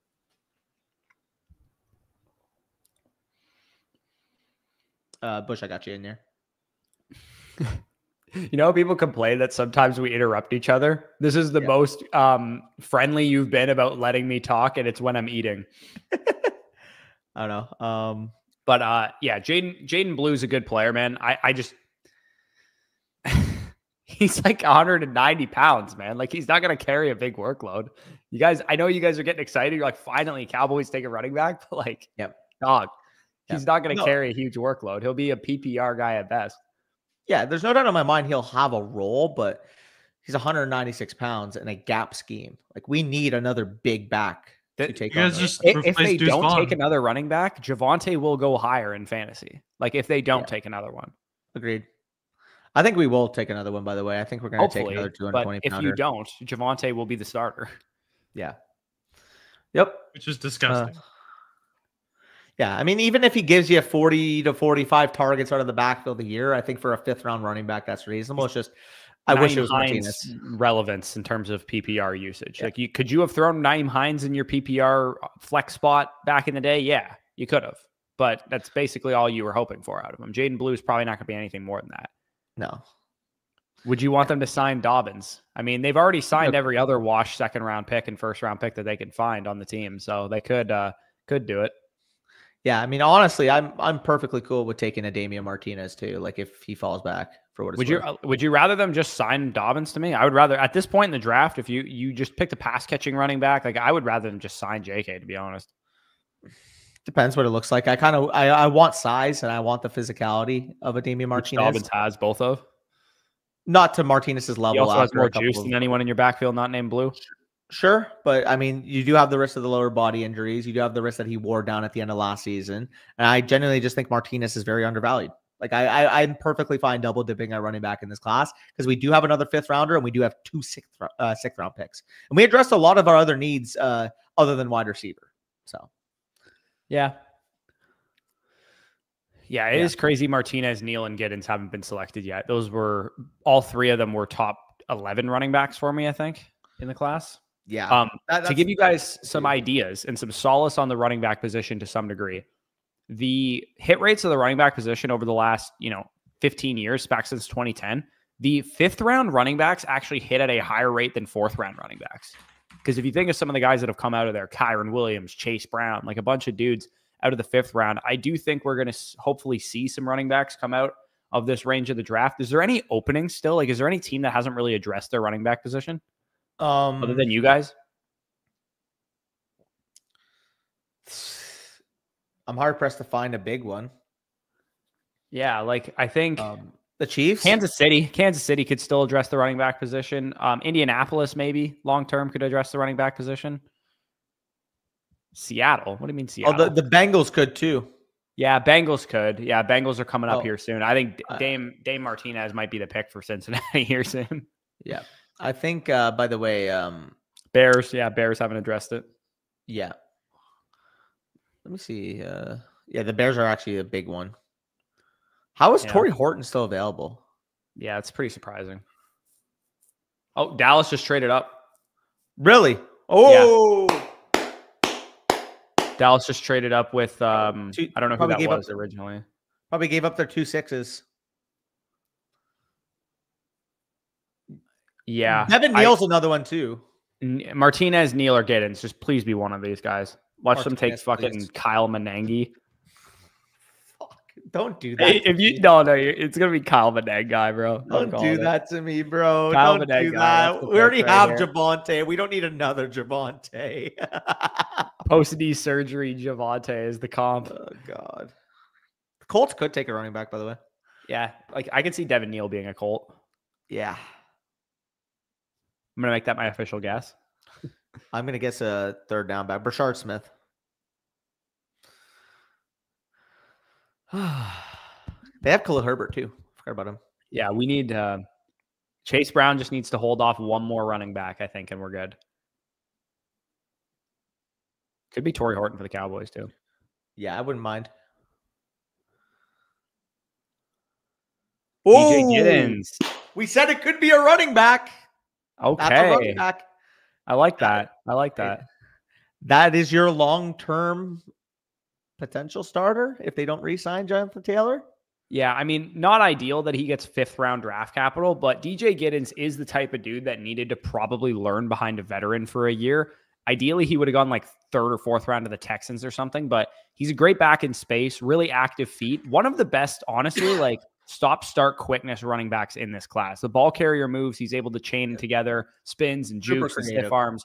Very fluidly, efficient, really good leg drive for his size, 6 foot, 212, 4.43. He ran 9.78 RAS score. My comp for him was Rashad White. Danny's comp for him, Kenyon Drake. But the long speed wasn't quite as good as it was in testing on tape. I didn't think he had 4.43 juice personally on tape.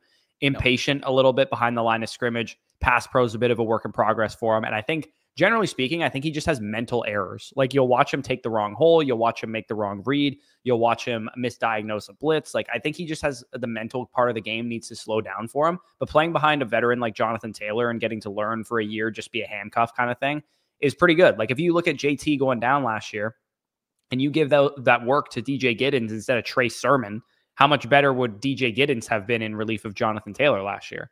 He might have been the best waiver wire pickup in redraft, or one of them for that matter. Yeah, for sure. Like I think a lot of people will look at this and be like, "This sucks." Shamar James to the Cowboys, linebacker from Florida. Some people are gonna be like, "This sucks." DJ Giddens didn't get a starting job, but like, guys, there's not many starting jobs available. You gotta like think about what is the long-term appeal of some of these guys. If Giddens does what Alexander Madison did or whatever his first couple of years, and then by year 2, year 3 can take over the backfield while JT's older, I think that's fine. We just traded up for a 4'6'9", 222-pound linebacker. How big is he? 222 pounds and ran a 4'6'9". Ooh. Glad we didn't take him because we could have taken the linebacker very easily with our next pick. All right. Bengals chill. Let's be rational here. Yeah, I guarantee. Do you think Chase Brown might be collectively the most commonly rostered player between us and all of our subscribers?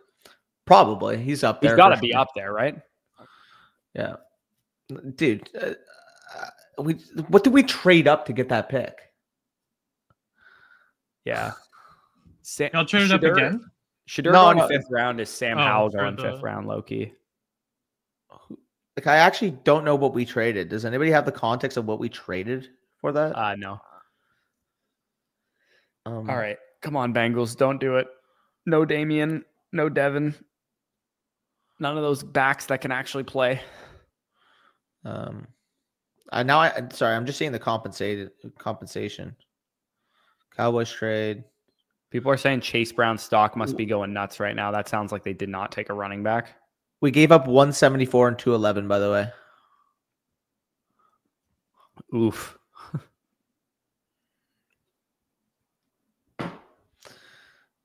Yeah, dude. I don't want anybody going to the Bengals. No running back. I don't care if it's fucking Kyle Menengai. No running back. None. I'm not too thrilled with the Shamar James trade up, to say the least. No, I would not. You'll think he's a Hall of Famer in 2 weeks, though. So He's gonna be like a linebacker 6 for us. Cool. He's probably a special teamer. Cowboys traded away dignity. It's a crazy take. For Shamar James. Sorry, I had to go check on my good friend. He's a Browns fan. Wait, so now we don't even have another 5th round pick. Now I'm fucking Cowboys drafter wanted to go home earlier today. Uh-oh. He's yelling, ah. Does that mean they took a running back, or does that mean don't spoil it? But hopefully, Please do not. Does not mean they took a running back. Jalen Rivers. Take Curry over on points tonight. He's absolutely going off. Just saying. I mean, Dylan, you are a San Francisco sports fan, so he is probably the only one that can create his own shot in that series. Oh, they took a guard. Let's go. They took a guard. Oh, you didn't hear me? Okay, yeah, good. Sorry, I missed it. I wasn't paying attention. Oh no, I said Jalen Rivers. It's not Chase Brown. It's Coker for sure. Yeah, Cody, that's probably a factual take, though. Everybody has Coker on their roster because he was a UDFA. So yeah, that's a good point. He cost nothing. But yeah, we want to go probably for how much longer? How much longer is the fifth round? I was gonna say when the fifth round's done, we'll stop. That's at least 20 more picks. Just still more, 20 more picks. 20 more picks? The Cowboys traded 174, which is a fifth rounder. There's at least 20 more picks. Ugh. Yeah, maybe we don't go that long. 176 is the last pick. Let's go once. That's too much. 160. Get the Bucks pick in there. How about? Or do we just stop at the Bucks pick? We could stop at the Bucks pick or stop at the next fantasy relevant pick after that. Yeah, I'll take Devin Neal for what it's worth. For the Bucks, I would take Devin Neal all day as a fan. Yeah. Hopefully he goes to. Oh, the Giants just got a good pick. Not fantasy relevant. Bears going to sign J.K. Dobbins or Nick Chubb for sure now. Yeah, I think Dobbins to the Bears makes a lot of sense, to be honest. What 176 appears to be the final pick of the fifth round. I don't think I have 22 more picks in me, fellas.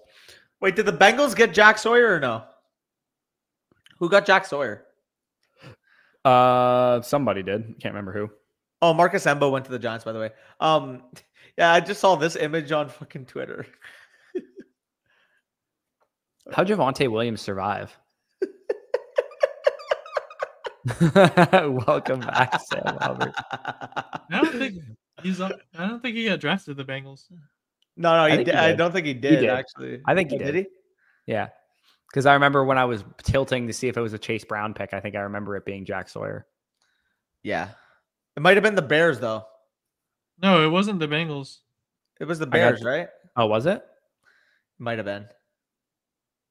I got the Bears. 109 in my rookie draft. My running backs are ETN, Nixon, Garendo, and Charbonnet. I mean, Judkins might fall to you. You said, should I stay put or trade up?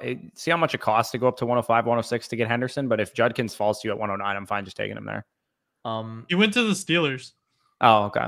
Oh, that's what it was. By the way, so you obviously Snacks, right, Bush? Obviously, but yeah.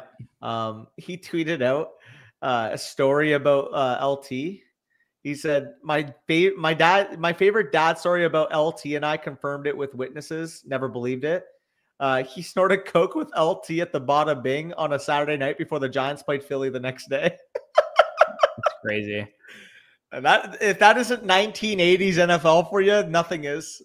Also, can we take in? Do you remember what my comp was for Shedeur Sanders, Danny? Like the one you finalized? Yeah. Less mobile Deshaun Watson was the comp that I had. And Jared goes, Browns have a broken down old man, a perv, a white boy who can't throw in Kenny Pickett, a new QB shorter than Jared's girlfriend in Dylan Gabriel, and an egomaniac in Shedeur Sanders. That is a Brady bunch of a quarterback core right there. Yeah, they're having fun. I already know that the interview Shedeur has, he's going to be like, dude, all these teams are stupid for passing on me, man. That's how he talks, too. Yeah, man, it's just like I should have been like the first pick in the draft. So all of these 31 other teams, including the Browns, actually, for that. I'm not going to lie. He should have been at least a second round pick. Like, he should have gone in the second round, realistically. Dude, if Dart's going 25th overall, you cannot tell me with a straight face that Shedeur deserves to go 120 picks after him. Yeah, no, he doesn't. Obviously, he got slighted, and it probably does have something to do with, his family or whatever the whole, shebang is. They're probably kind of discriminating against what the Shedeur Sanders experience is going to be to some extent. But like, you also created this. Like, I feel like, when, the tweet that was like, bro, I can't believe people say Curry isn't a good shooter. Like you're just making up something. Like before anybody was saying anything about the Sanders family, Shedur's like, people always hate on us. And I was like, they're doing it now, but like nobody was before. By the way, just seeing Caleb Williams, DJ Moore, Roma Dunze, Luther Burden, and Colson Loveland in the same graphic makes me so jealous. Makes me so fucking jealous. Is this the quote? Yeah, probably something like that. And then he'll make it like hashtag Showtime Shadur or something like that. He also had a will not play list, and if the Cleveland Browns were not on that list, that's hilarious. Also, I will quickly go eat something too. I'll be back. Okay, well, Danny, you might as well just sign off because the Bucs picking 2 picks. And that's a good point. Yeah, there's no need to. I don't even know where I put my battery pack right now. I think I'm in the drawer. Yeah. Okay.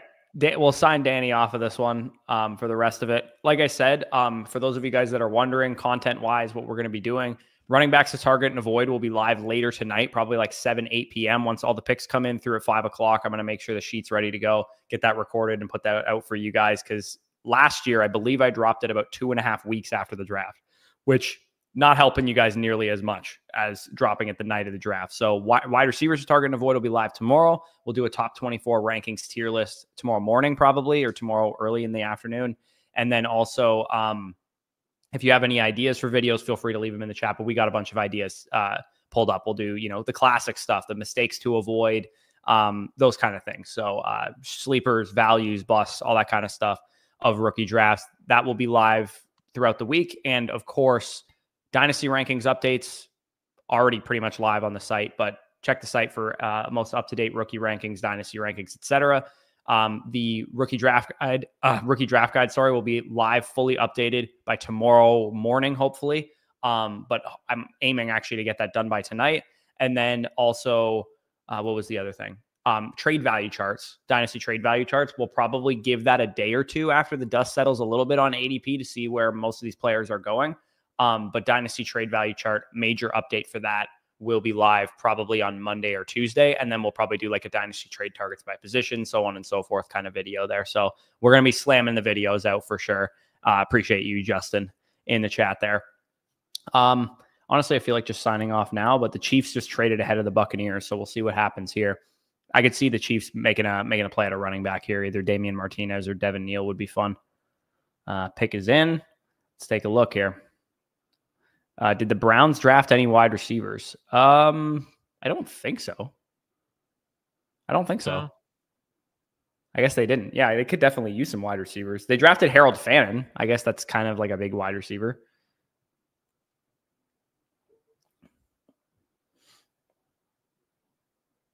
Yeah, no, the Browns drafted 2 QBs, 2 running backs, a tight end, and then 2 defensive guys. Do y'all have an active separate FSE Discord? I miss our old one before you merged with Flock. Unfortunately, we do not. The current Discord is the best one we got.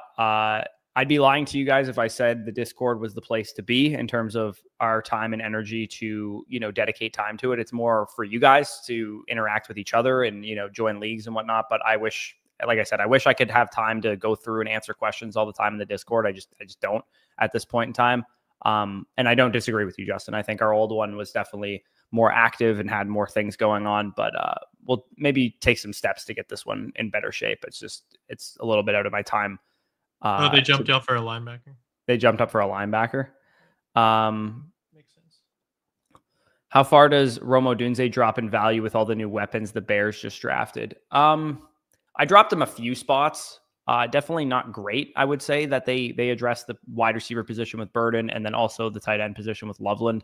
That's going to be a lot more competition for everybody involved. But Odunze was a really high-end prospect. I would probably, honestly, take this opportunity to maybe even buy low on Odunze, just because people are going to be really reactive to that.